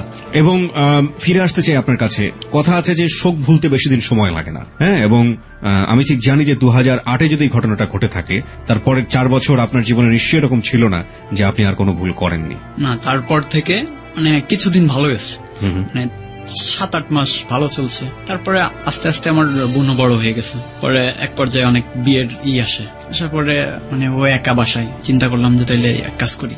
আব্বা বলতেছিল যে ওর বিয়েটা তাহলে দিয়ে দাও, বললাম না। বাবা আপনাকে কিছু বলেনি আপনার মার মৃত্যুর পরে? বাবা সবাই বলেছে, অনেক কিছু বলছে, কিন্তু সেসব কথার আমার কাছে উত্তর নেই। আমি কিভাবে বলবো কিছু? কারো উত্তর আমি দিতে পারিনি কারো কথার কাছে। আমার বোন এখনো পর্যন্ত আমার সাথে কথা বলে না। বাবা বলে আপনার সঙ্গে কথা? বাবা অ্যাকচুয়ালি বলতে কি, আমার সাথে মোটামুটি এখন কেউ কোনো যোগাযোগ রাখে না। ওকে, তারপর? পরে ওইখানে এক পর্যায়ে করি, দেখলাম যে এরেও হারালাম, এবারেও হারালাম, মারেও হারালাম, বোনরেও হারালাম, বাপরেও হারালাম, সবই হারালাম। কি আছে আমার এখন, কি করব? পরের থেকে এবার আমি একটা ট্রেনিং সেন্টার চালু করলাম, কম্পিউটারের যে অপারেটিং সিস্টেম এগুলো শিখায় সবাই, এমএস ওয়ার্ড এক্সেল কাজগুলো শিখায়। পরে শিখাতে শিখাতে অনেকগুলো মেয়ে হলো, এদের সবার সাথে প্রায়টার সাথে প্রেম করি। তারপরও আপনি এই জায়গাটাতে এখন মনে করেন যে আরো বড় ভাবে খারাপ হয়ে গেছে ওর পরে। তারপরে চিন্তা করি, এটার পরে তো আমার ভালো হওয়ার কথা ছিল, ভালো হওয়ার কথা ছিল, কিন্তু পারিনি, কেন জানি না। তারপরে আমার শুধু মনে হলো যে শালা মেয়েদের কারণে আমার এত কিছু হয়ে গেল, এই মেয়েদেরকে আমি ছাড়বো না। আরো বেশি জিঘাংসা তৈরি হলো। তখন আমি মনে করলাম ঠিক আছে, এখন মেয়েদের সাথে যাস। একটা ছেলের মুখে আসতো না যে মেয়ের জন্য আমার জীবন নষ্ট হয়ে গেছে, সুতরাং কমোডিটি। ওকে প্রিয় শ্রোতা, আমরা ফিরে যেতে চাই আবারও রোহানের কাছে। হ্যাঁ রোহান, তারপর আমি এভাবে এক একটা মেয়েরে আমার বাসায় নিয়ে আসি, বাসায় কেউ থাকে না। কিভাবে আনতেন? আমি ফাঁদে কিভাবে ফেলতেন? ফাঁদে মানে একজনের সাথে মানে কথা, প্রথমে একটা মেয়ের কথা বলি, সে ভিক্টোরিয়া কলেজে পড়ে। তো ও যখন নদীর উপর থাকে, প্রথম কলেজে যাবে, আমি বাসায় থাকবো। এবার ও আমাকে জাস্ট একটাই বলবে যে তুমি একটাই তোমার রুমে থাকবে, আমি তোমার রুমে চলে আসবো। তো আমি একটাই আমার রুমে দরজা খুলে ঘুমাই। ও ওইখানে অটো দিয়ে এসে নেমে একদম আমার বাসায় চলে আসে। একটা মেয়ে ধাম করে আপনার রুমে চলে আসছে, কথা বলে এতটুকু সম্ভব? তাহলে আমি এমন ভাবে পটাই, কি করে আমি বলতাম যে আমি তোমাকে অনেক ভালোবাসি। ভেরি সিম্পল থিং, সবাই বলে। তারপর পরে দেখাতাম ভালো কি করে বাসি। কিভাবে দেখাতেন? কিভাবে ভালোবাসো? আমি বলতাম যে তোমার কি করতে বলতেছো তুমি, তোমার জন্য আমি কি করবো বলো। নদীর দিকে ঝাঁপ দাও। দেবো, ঠিক আছে, নদীতে ঝাঁপ না। তাহলে তখন আমি কি করতাম, সে আমার বলতেছিল যে আচ্ছা তোমার আমার দেখানো লাগবে না, সত্যি তুমি আমার ভালোবাসো। বুঝতে পারছি, মানে কথার যে স্টাইলিং ভঙ্গি যে আর কি, ওগুলা এই সিম্পল জিনিস দিয়ে একটা মেয়ে পড়ে যায়। হ্যাঁ, মানে করেন যে তারপর ওরা নিয়ে ঘুরতে যাওয়া, বিভিন্ন রেস্টুরেন্টে বসা, ওরা তো মনে করতো কি যেন কি আসলে না। এটা তো একটা হচ্ছে যে প্রথম দেখার আগে তো তাদেরকে কোনো না কোনো ভাবে পটাতে হয় যে সে আসতো আমার কাছে শেখার জন্য, কাজ শেখার। ওকে ওকে ওকে ওকে। সে মনে করতো যে আমি যদি তার সাথে প্রেম করি সে আমার তাড়াতাড়ি শিখাবে। ওকে, ঠিক আছে, সে এটা প্লাস পয়েন্ট মনে করতো। মানে যেই ট্রেনিং সেন্টার আপনি খুলেছিলেন সেই ট্রেনিং সেন্টারের স্টুডেন্টদের সাথে আপনি সব করছেন? হ্যাঁ। ওকে। তো পরে ওইখানে ওইসব করতাম এলাকাতে। এইভাবে অনেকগুলো করার পর হঠাৎ একবার আমার আর ভালো লাগে না, ঠিক আছে, অনেকগুলো মেয়ের সাথে ধরুন এভাবে করার পরে দেখি মেয়েরা আমার পরে আস্থা হারাই ফেলাচ্ছে। তবে সবাই মানে যা আসছে সবাই কাজ শিখছে। পরেও একটা নাম্বার দিল আমারে, বলো দোস্ত ভালো একটা মেয়ে, কথা বল, ওর বোন নাকি বান্ধবী। না না, তুমি আমারে ফোন দিছিলা, ফোন দিয়ে বলতেছো দোস্ত আমার তো ফ্যামিলিতে সমস্যা। আমি বললাম কি সমস্যা? তুমি বলছো যে আমার তুলি যে ওয়াইফ, ওর নিয়ে একটু সমস্যা, আমি খুব ইয়ের ভিতরে আছি, আমার তোমার কাছে আসতে হবে। তো আমি এর ভিতরে আমি আবার বিয়ে করে ফেলি, এটা তো বলা হয় না। আমি বিয়ে করে ফেলার পরে তখন আপনার বিয়েটা কি আপনার নিজের পছন্দ এইভাবেই হয়েছে নাকি ফ্যামিলি থেকে? না, অ্যাকচুয়ালি মেয়েটা আমার রিলেটিভ, আত্মীয় হয়, কিন্তু আমার ফ্যামিলিতে জানাই যে আসলে মানে আমার এমন একটা অবস্থা হয়ে যায় খারাপ কাজ করতে করতে, মানে করেন যে আমি নিঃস্ব হয়ে যাই। পরে চিন্তা করলাম যে ঠিক আছে আমি একটা মেয়ের বিয়ে করি, যেমন দুইজনে চাকরি করে উপরে উঠতে পারি। মানে আমার ব্যবসা, টিফিনের ব্যবসা করতাম, মেয়ের ব্যবসা করতাম, পুরো একবারে ব্যালেন্স জিরো হয়ে গেছে। সব মেয়েদের পিছনে খরচ করতে, হ্যাঁ সব মেয়েদের পিছিয়ে খরচ করতে পারে। একসময় আমি একবারে খুব ইয়ের ভিতরে পড়ে যাই। পরে আমি ওরে বিয়ে করতে চাই। পরে আমার ফ্যামিলিরে জানাই, ওর ফ্যামিলিও জানাই, কেউ রাজি হয় না। পরে আমরা বিয়ে করে ফেলি দুইজনই। বিয়ে করার পরে ওর বাবা মা মেনে নেয় না, আমারটাও তো একই অবস্থা। পরে যেভাবে স্বাভাবিক ওর মা মেনে নিছে, ওর বাবাও মেনে নিছে, আমাদেরকে মিরপুর থাকতে দিছে আর কি। তো একটা টাইম আমারে ফোন দিছে যে আসলে আমার তো ওয়াইফের সমস্যা, আমি এখন কি করবো। আমি বললাম যে সমস্যা কি, আমার রুম তো ফাঁকা, তুই চলে আয় আমার এখানে। পরে ও আসে আমার কাছে, ও আসার আগে আমি ওর একটা, ও বলতেছে যে তোর কাছে কি মেয়েটে আছে নাকি। আমি আরে কি বলিস, সমস্যা নেই, নিয়ে একটা ভালো নাম্বার আছে, কিন্তু তোর কাছে একটা রিকোয়েস্ট, মেয়েটারে তুই যে কোনো কাজ করস কোনো সমস্যা নেই, আমার রুম আছে, কিন্তু মেয়েটারে নিয়ে তুই কখনো চলে যাস না দোস্ত, এটা আমার তোর কাছে রিকোয়েস্ট। ওর কাছে মেয়েটারে নিয়ে চলে যাস না মানে? মানে মেয়েটারে বিয়ে করে চলে যাস না, তাহলে আমার সমস্যা হইব। কিরকম, কেন এসব কথা বলেছিলেন? মানে ও তো আবার একটু কনফারেন্স ছিল এইরকম যে কোনো মেয়ের সাথে আমরা যদি দুজন কথা বলতাম কি বলতাম, ওরা এমনিতেই কেন যে পইটা যেত আমরা নিজেও কল্পনা করতে পারতাম না। আচ্ছা, তো ওকে আপনি কেন বলছিলেন যে মেয়েটাকে নিয়ে চলে যাস? ও তখন ওর বউ নাই, কেউই নাই, এই জন্য ওরে বারবার সতর্ক করছি। আর আমরা প্রেম করে বিয়ে করছি, আর ও যদি ওই মেয়েটারে নিয়ে যায় প্রেম করে, তখন কিন্তু ওই প্রেশারটা আমার উপরে এসে পড়বো। তার কারণ হলো কিসের প্রেশার? ওই মেয়েটার সঙ্গে আপনি পরিচিত ছিলেন আগে থেকে? হ্যাঁ, আমার ওয়াইফের পরিচিত। ওয়াইফের কি ধরনের পরিচিত? ওয়াইফে মানে একই অফিসে চাকরি করতো। Okay fine. সোহান, হ্যাঁ, তারপরে নাম্বারটা দেওয়ার পরে কি হলো? ও আসলো, ওর সাথে 2 দিন না 1 দিন কথা বললো। 2 দিন 1 দিন থাকার পরে ও দেখতেছি যে এমন একটা অবস্থা হয়ে গেছে গা, দুজনের ছাড়া বাঁচবই না। আবার একই কাহিনী? হ্যাঁ, তো আমি ওরে বইলা দিছি যে দোস্ত দেখ, এখানে ওরে যদি এই কাজটা করস কিন্তু আমি বিপদে পড়বো, কিন্তু তুই যা মন চায় তা কর, ওর সাথে রুমের ভিতরে কর, কিন্তু ওরে নিয়ে যাইস না। ও কিন্তু মেয়েটাও পড়ে গেল? হ্যাঁ, মেয়েটার সাথে আমার প্রথম দেখা হলো। ফোন দিয়ে প্রথমে কি বললেন? ফোন দিয়ে পরিচয় দিয়েছিলেন যে আপনি সোহানের ফ্রেন্ড হন? ওর ফ্রেন্ড। ওকে, তারপরে ইন্টিমেসিটা হলো? হ্যাঁ, পরে কথা বলতাম। পরে ওইখানে আসলাম যখন, আসার পরে আমাকে প্রথম এসে দেখলো 16 ডিসেম্বরের 2 দিন আগে। তো আমাকে দেখলো, দেখার পরে ওর মনে হয় ভালো লাগছিল আমাকে, যার কারণেই ওর লাইফ পার্টনার হিসেবে ভাবতো আমাকে, অনেক ভালোবেসে ফেলেছে। 2 দিন আর 3 দিন, 2-3 দিনেই 2-3 দিন এরকম ভাবনা জন্মে গেল। এই মানে কি একটা ঠিক আছে। বিশ্রী একটা অবস্থা ওই জায়গায়। এখন ও আমাকে ছাড়া ও যাবে না, আমার সঙ্গেই যাবে।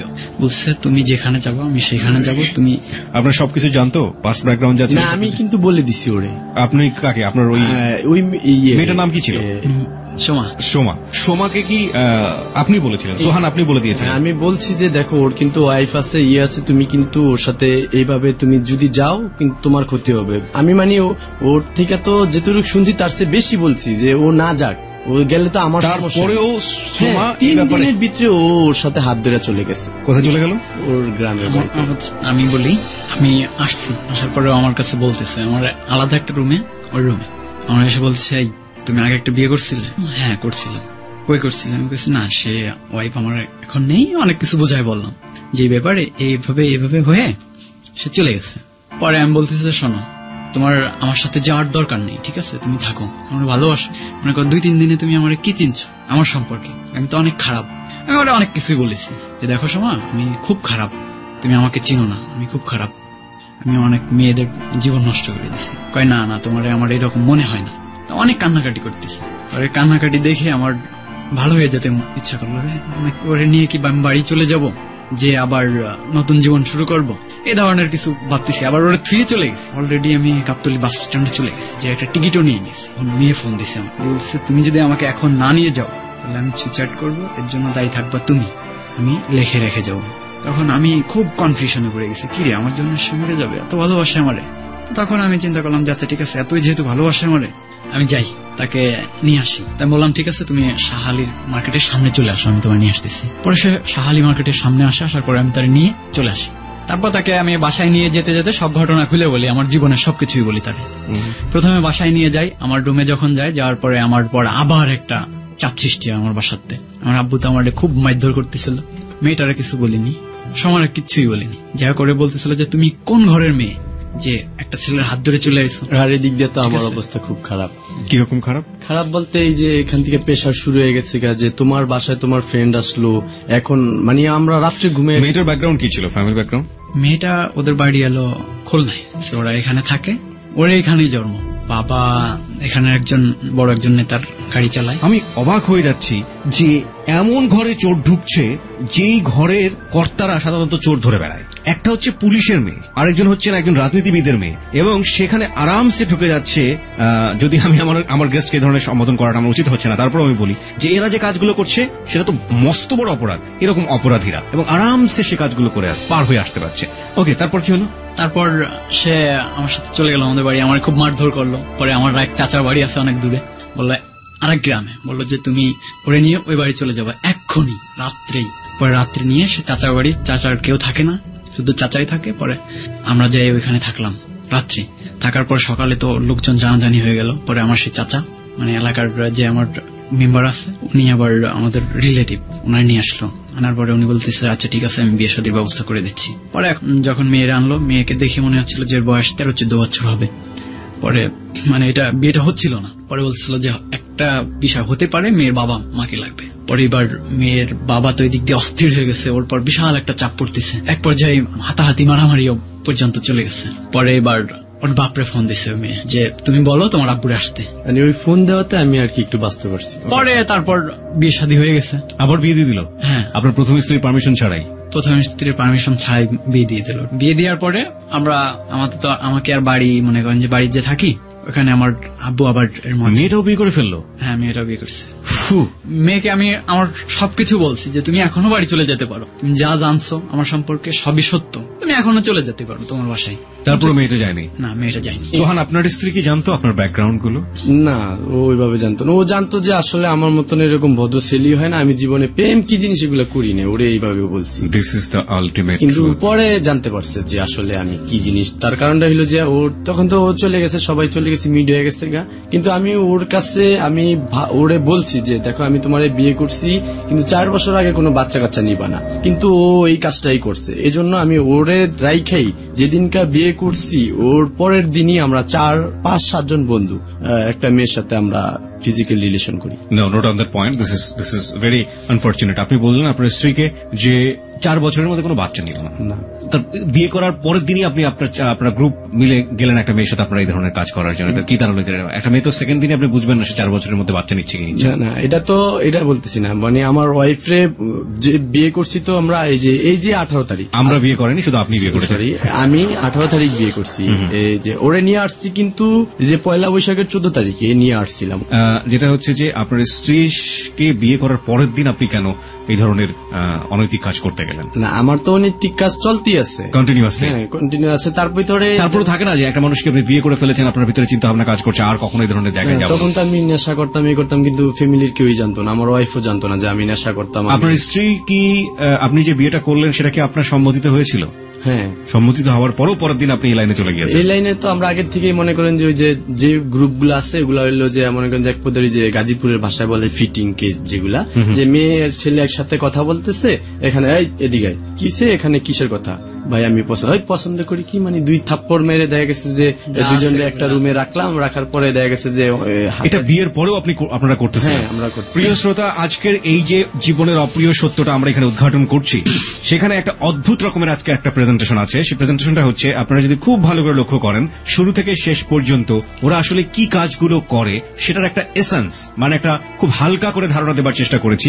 কিন্তু ওরা কিভাবে এক্স্যাক্টলি কাজগুলো করে এবং কিভাবে মেয়েরা প্রতারিত হয় সেই বিষয়টা আমরা লাস্টে একেবারে রাত 1টার পরে গিয়ে উদ্ঘাটন করব। আমি দুজনের কাছেই প্রশ্ন করতে চাই মোটামুটি, সেটা হচ্ছে যে এই যে ব্যাপারগুলো, আপনি তো আপনার জীবনের সবচেয়ে শ্রেষ্ঠ সম্পদ আপনার মাকে হারালেন আপনার অপরাধের পাপের শাস্তি হিসেবে, এবং তারপরে আপনি আরেকটা বিয়ে করলেন যে মেয়েটাকে আলটিমেটলি আপনার ফ্রেন্ড পরিচয় করিয়ে দিয়েছিল। তারপরে কি সে মেয়েটার সাথে আপনার ঘর সংসার হয়েছে নাকি সেটাও ব্রেকআপ হয়ে গেছে? তার সাথে হয়েছে, সে একটা ছেলের সাথে প্রেম করতো তার আগে। তারপরে কি সে ছেলের সাথে সে ভেঙে যায়? না, ভাগে না। তাহলে লাস্টে সে এখন আছে, কাটা ছিঁড়া করতে করতে আছে। এখন আমাদের একটা মেয়ে আছে। আচ্ছা, সে আমার মেয়েকে নিয়ে তার বাপের বাড়িতে থাকে। মানে আপনাদের মধ্যে এই ধরনের কোন সম্পর্ক নেই, একটা বিশাল দূরত্ব তৈরি হয়েছে, এবং আপনি স্টিল ওই যে এক ধরনের মেয়েদের সাথে জড়িয়ে যাওয়া ওই সম্পর্কে তারপরেও বিরতিহীন ভাবে চলছে। আপনার ক্ষেত্রেও ঠিক একই কথা জানতে চাই। আপনার একই জিনিসটা, আপনার যেদিন বিয়ে হলো তার পরের দিনই আপনারা ফ্রেন্ডরা মিলে এই ধরনের অনৈতিক কাজে জড়ালেন, এবং তারপরে আলটিমেটলি আপনার ঘরে বোধহয় একটা সন্তান এসছে কি? কি ছিল না? মেয়ে। একইভাবে ওরও মেয়ে, আপনারও মেয়ে, এবং থাকা অবস্থাতেও তারপরেও আপনারা এই জিনিসগুলোর সাথে জড়িত এবং একের পর এক কন্টিনিউয়াসলি জিনিসগুলো করে গেছেন। আপনি বর্তমানে কোন ব্যবসার সাথে আছেন? আমি একটা কাস্টমার কেয়ার, এখানে সিম রিপ্লেস করি। ওকে, ওখানে আপনি জব করছেন। আমি এখন সোয়েটারে আছি, মানে আপনি গার্মেন্টস সেক্টরে আছেন। আপনাদের দুজনেরই মোটামুটি কোনো না কোনো ভাবে সংসার আছে। আপনি কি আপনার স্ত্রীর সঙ্গে থাকেন? আমি মাঝখানে 2 বছর ওর সাথে ব্যাকআপের অবস্থায় ছিলাম। আপনি কি সেকেন্ড বিয়ে করেছেন? না, সেকেন্ড বিয়ে করিনি। ওর লাইফে তো সেকেন্ড বিয়ে আছে বা দুইটার মতো বিয়ে আছে। আপনি আর অন্য কারোর সাথে জড়িয়েছেন? আমি অনেক জড়াইছি, কিন্তু বিয়ে করেননি? বিয়ে করিনি। বিয়ে করার মতনই মনে করেন যে সিচুয়েশন হয়েছে। গাজীপুরে রাখছি, এখনো রাখতেছি, মানে সবাই জানে যেটা আমার আমার ওয়াইফ, কিন্তু বিয়ে হয়নি, কিন্তু এলাকার লোক কতদিন যাবত এটা রেখেছেন? 1 বছর। 1 বছর যাবত একটা মেয়েকে আপনি এলাকাতে রেখেছেন, তারে আশা দিয়ে রাখছে যে আমি তোমার বিয়ে করবো। ওকে, আমি বুঝতে পেরেছি যে তাদের ভিতরে একটা অনৈতিক সম্পর্ক ছিল আপনাদের ভিতরে। এবং এই যে 1 বছর ধরে আপনারা দুজন একসঙ্গে আছেন, আপনার স্ত্রী এটা জানতো?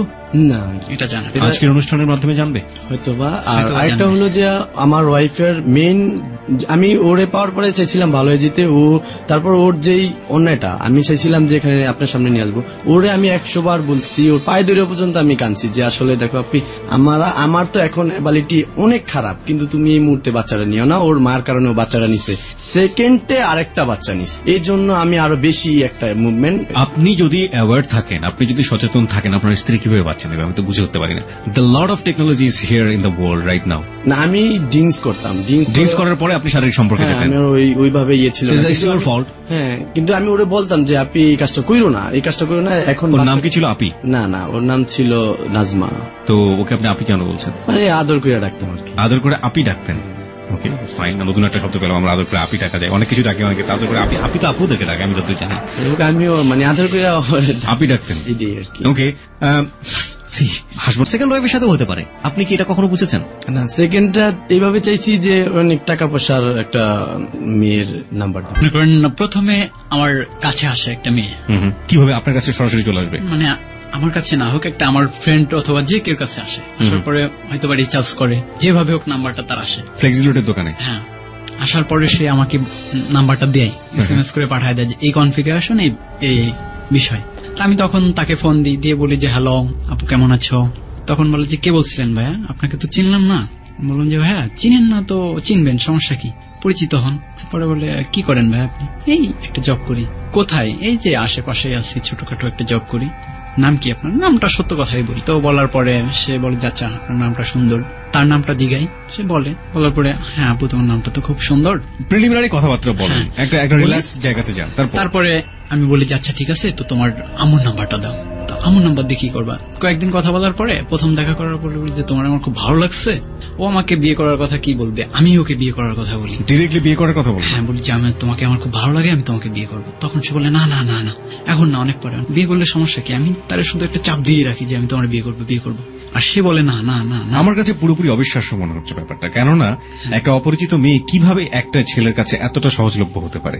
আপনি বিয়ে করার কথা বলছেন, সে 7 দিনের মধ্যে রাজি হয়ে যাবে বিয়ে করার ব্যাপারে? রাজি হয় না, কিন্তু দেখা করছে, এক ধরনের মৌন সম্মতি আছে, এক ধরনের জায়গা করে দিচ্ছে কথা বলার জন্য। এই ব্যাপারটা একটা মেয়ের মধ্যে কেন থাকবে?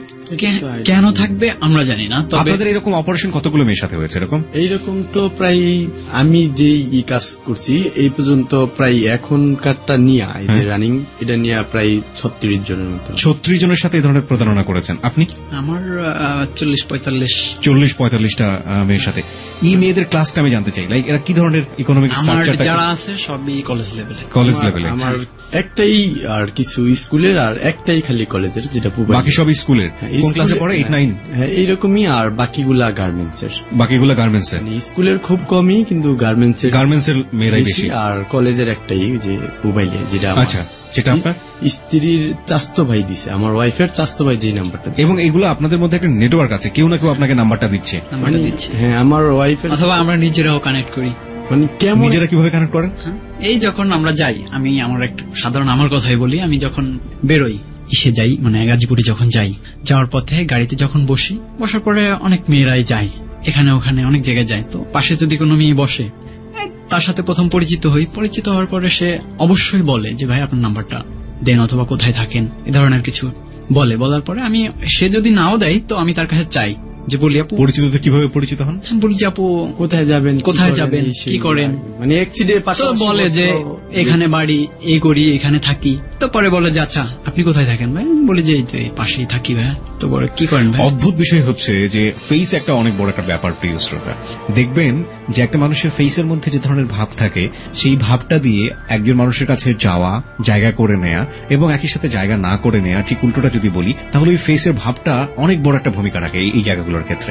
এদের যে দুইজনকে আমরা এখানে পেয়েছি, এরা দুজন যদি কারোর সাথে সম্পর্ক তৈরি করতে চায়, এদের দুইজনের ফেসটা এমন, এদেরকে দেখে কেউ বিশ্বাস করতে পারবে না যে এরা এদের ফেসের এই আবরণের আড়ালে এরা এত বড় জঘন্য অপরাধ ক্রমান্বয়ে প্রতিনিয়ত করে যাচ্ছে। এবং থাকে না, এক ধরনের ফেস দেখলে বুঝতে পারবেন যে এ অপরাধী, এদের ফেস দেখে মনে হয় না যে এরা অপরাধী। এবং সেই জায়গাটা থেকে যাহা বলিব সত্য বলিব চাইলে ওদের ছবিগুলো ফেসবুকে একেবারে স্পষ্ট করে দিতে পারে, কিন্তু সেটা আমরা করব না সামাজিক সেন্সর জায়গাটা থেকে, কারণ এদের ব্যক্তিগত জীবন আছে। যাহা বলিব সত্য বলিব যে অনুষ্ঠান, এটা এক ধরনের ডকুমেন্টস। এরা যদি কখনো আইনি সংস্থার দ্বারা ধরা পড়ে বা এরা যদি কখনো অপরাধের জায়গা থেকে নিজে থেকে মনে করে এদের শাস্তি হওয়া উচিত রাষ্ট্র কর্তৃক, আইনি সংস্থা কর্তৃক, সেক্ষেত্রে তারা এই শোটাকে অবশ্যই একটা ডকুমেন্ট হিসেবে, একটা স্বীকারোক্তি হিসেবে ব্যবহার করতে পারে। সেই জায়গায় আমাদের কোনো আপত্তি থাকে না। কিন্তু আমরা ধরিয়ে দেওয়া বা ধরিয়ে দেওয়ার জন্য উৎসাহিত করা, এসব ব্যাপারে আমরা কখনোই কোনো কিছু করি না। আমাদের মোটোটা অন্য রকমের। ওরা এসে স্বীকার করে যাচ্ছে বিবেকের তাড়নাবোধ থেকে, সেখান থেকে আপনি উপকৃত হচ্ছেন এই সেন্সে যে তারা না বললে আপনি জানতেই পারতেন না কিভাবে কি হয়, এবং একই সাথে এটা হওয়ার পরিণতিটা কি হয় সে ব্যাপারেও আপনি সচেতন হতে পারতেন না। সুতরাং সেই জায়গাটা থেকে আমাদের ওদের প্রতি একটা বিন্দুমাত্র কৃতজ্ঞতা আছে। কিন্তু কৃতজ্ঞতা শব্দটাও না আসলে ঠিকমতো বলতে পারি না যখন একের পর এক এই অপরাধগুলো আমাদের সামনে উন্মোচিত হয়। আমরা ওদের জায়গাটাতে ফিরে যেতে চাই। তবে যেটা বলছিলাম ফেস নিয়ে, ফেসের আমাদের অনেক শ্রোতারাই অভিযুক্ত করেন যে আমরা কেন দৃশ্যমান করি না, কেন এটা করি না। এটার কারণটা হচ্ছে এই ছেলেটার একটা সামাজিক জীবন আছে। এই সামাজিক জীবনে আপনার দ্বারা বা চারপাশের মানুষ দ্বারা যদি এই শোতে আসার পরে শেষ প্রত্যেকটা মানুষ তাকে চিনে যায় ছবির মাধ্যমে, তাহলে তার সামাজিক জীবন কিন্তু বাধাগ্রস্ত হবে।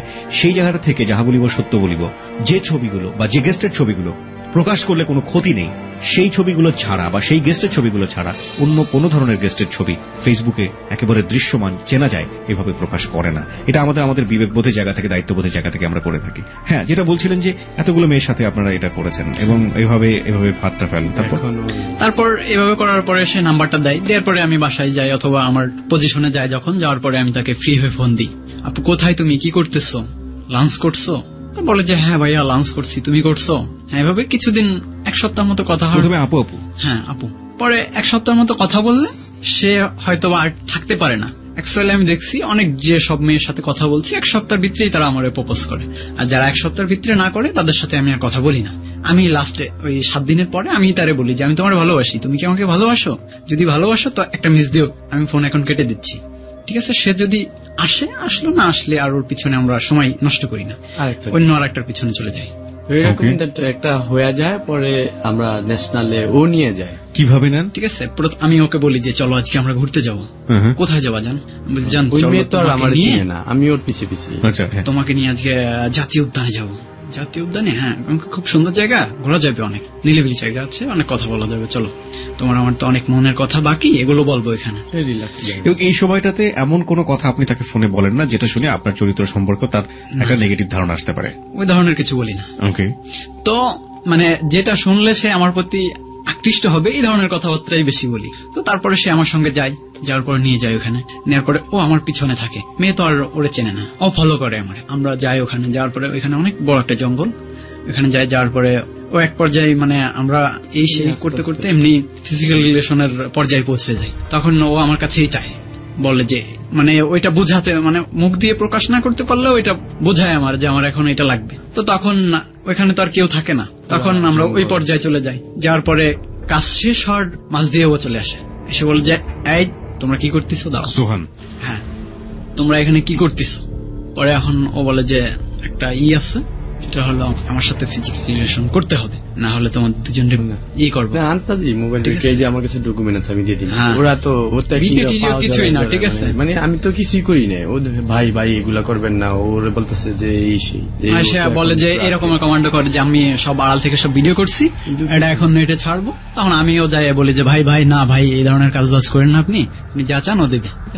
রাজি করে যে দেখো কি করবে, পরে ও দেয়। এবার ওর কাছে যদি ফোন থাকে অথবা টাকা থাকে, বলে যে টাকা পয়সা কি আছে, ফোন টোন দাও দ্রুত। তাই বলে আচ্ছা ঠিক আছে দিয়ে দাও, আমারটাও আমি দিয়ে দিই, ঠিক আছে? যা আছে সবকিছু হাতে নিয়ে নি, ওরটাও দুজনেরটাই নিয়ে পরে মুভমেন্ট দেখা গেছে যে গাড়ি ভাড়া ও চলে আসে, পরে গাড়ি ভাড়া দিয়ে দেয়। গাড়ি দিলে আমি ওরে ওইখান থেকে কি করি, ও জঙ্গল এক জায়গায় হারায় গেলে আমি ওরে নিয়ে যাই, একটা গাড়িতে উঠে দিবে, জান তুমি বাসায় চলে যাও। জঙ্গল পুলিশ বা জঙ্গল কোন কর্তৃপক্ষ ওই সময়টাতে ওইখানে কেউ তখনই করে না, ওইখানে এমনি অবৈধ কাজ চলে সবসময়। কি ধরনের অবৈধ কাজ চলে ওইখানে? সকাল 10টা থেকে শুরু করে 5টা পর্যন্ত এমনি ওইখানে সেক্সের একটা ব্যবসা চলে। সেক্সের ব্যবসা। হ্যাঁ, এটা 4 নম্বর গেট দিয়ে অনেক ভিতরে যেতে হয়, পাওয়া যায়, যেখানে সাধারণ কেউ যে পৌঁছাতে পারবে না। এখানে ঢোকার আগে প্রথমে অনেক লোক থাকে যারা ওখানে এমনি তাস খেলার ভান ধরে ওখানে বসে থাকে, কাঠ খেলার ভান ধরে বসে থাকে, কিন্তু ওদের উৎস একটাই যেন বাইরের কোনো লোক এখান থেকে ভিতরে না যেতে পারে, যারা মিডিয়ার হোক কিংবা পেজের কোনো লোক হোক, যেই হোক, ভিতরে কাউরে যাইতে দেয় না, করতে দেয় না, ওই এরিয়ার ভিতরে যাইতে দেবে না, মানে জেন্ডার জোনের ভিতরে ওরা কাউরে প্রবেশ করতে দেয় না। একমাত্র যারা খারাপ কাজ করবে তাদেরকে যেতে দেয়। ওরা কি ওই জঙ্গলের কোনো কর্তৃপক্ষ নাকি ওই এলাকার কোনো? ওরা যে কি আমরা এটা জানি না, আমরা এটাই বুঝতে পারি যে ওরা ওখানে থাকে, জঙ্গলে বাড়ি ঘর করে থাকে, ওরা ওগুলা নিয়ে আসে আর কি, মেয়েটে সব কালেকশন করে। আর আমরা যে সাইডটাতে যাই, ওই সাইডটাতে আমরা ঘুরতে ঘুরতে অ্যাকচুয়ালি আমরা আগে যে বিশাল বড় তো জায়গাটা সিলেক্ট করি যে কোন এরিয়ার ভিতরে আমরা বসবো, এমনি আমরা দুজন আগে যে একটা জায়গা সিলেক্ট করছিলাম যে এরিয়ার ভিতরে আগে পরে কেউ ঢুকিনি। আপনারা গিয়ে কখনো এরকম আপনাদের মতো কাউকে পাননি ওইসব এরিয়াতে? ওইখানে অনেক মানে কি বলবো, একজনের পাশে আরেকজন এইসব কাজ করে যাচ্ছে, এইসব কাজ করে যাচ্ছে, এই 5 7 10 হাত গ্যাপ এইরকম কাজ করছে। হ্যাঁ, একজনটা আরেকজন দেখতেছে, কিন্তু কোনো কারো বিরুদ্ধে কোনো অভিযোগ নেই। জঙ্গলের ভিতরে? হ্যাঁ, জঙ্গলের ভিতরে ওই জায়গায় এইরকম কাজ চলতেছে। তারপর এভাবে করে আমি ওরে বাসায় উঠাই দিয়ে আসি। আসার পর সে বাসায় চলে যায়, অনেক কান্নাকাটি করে, তোমার সামনে আমার এগুলো করলো।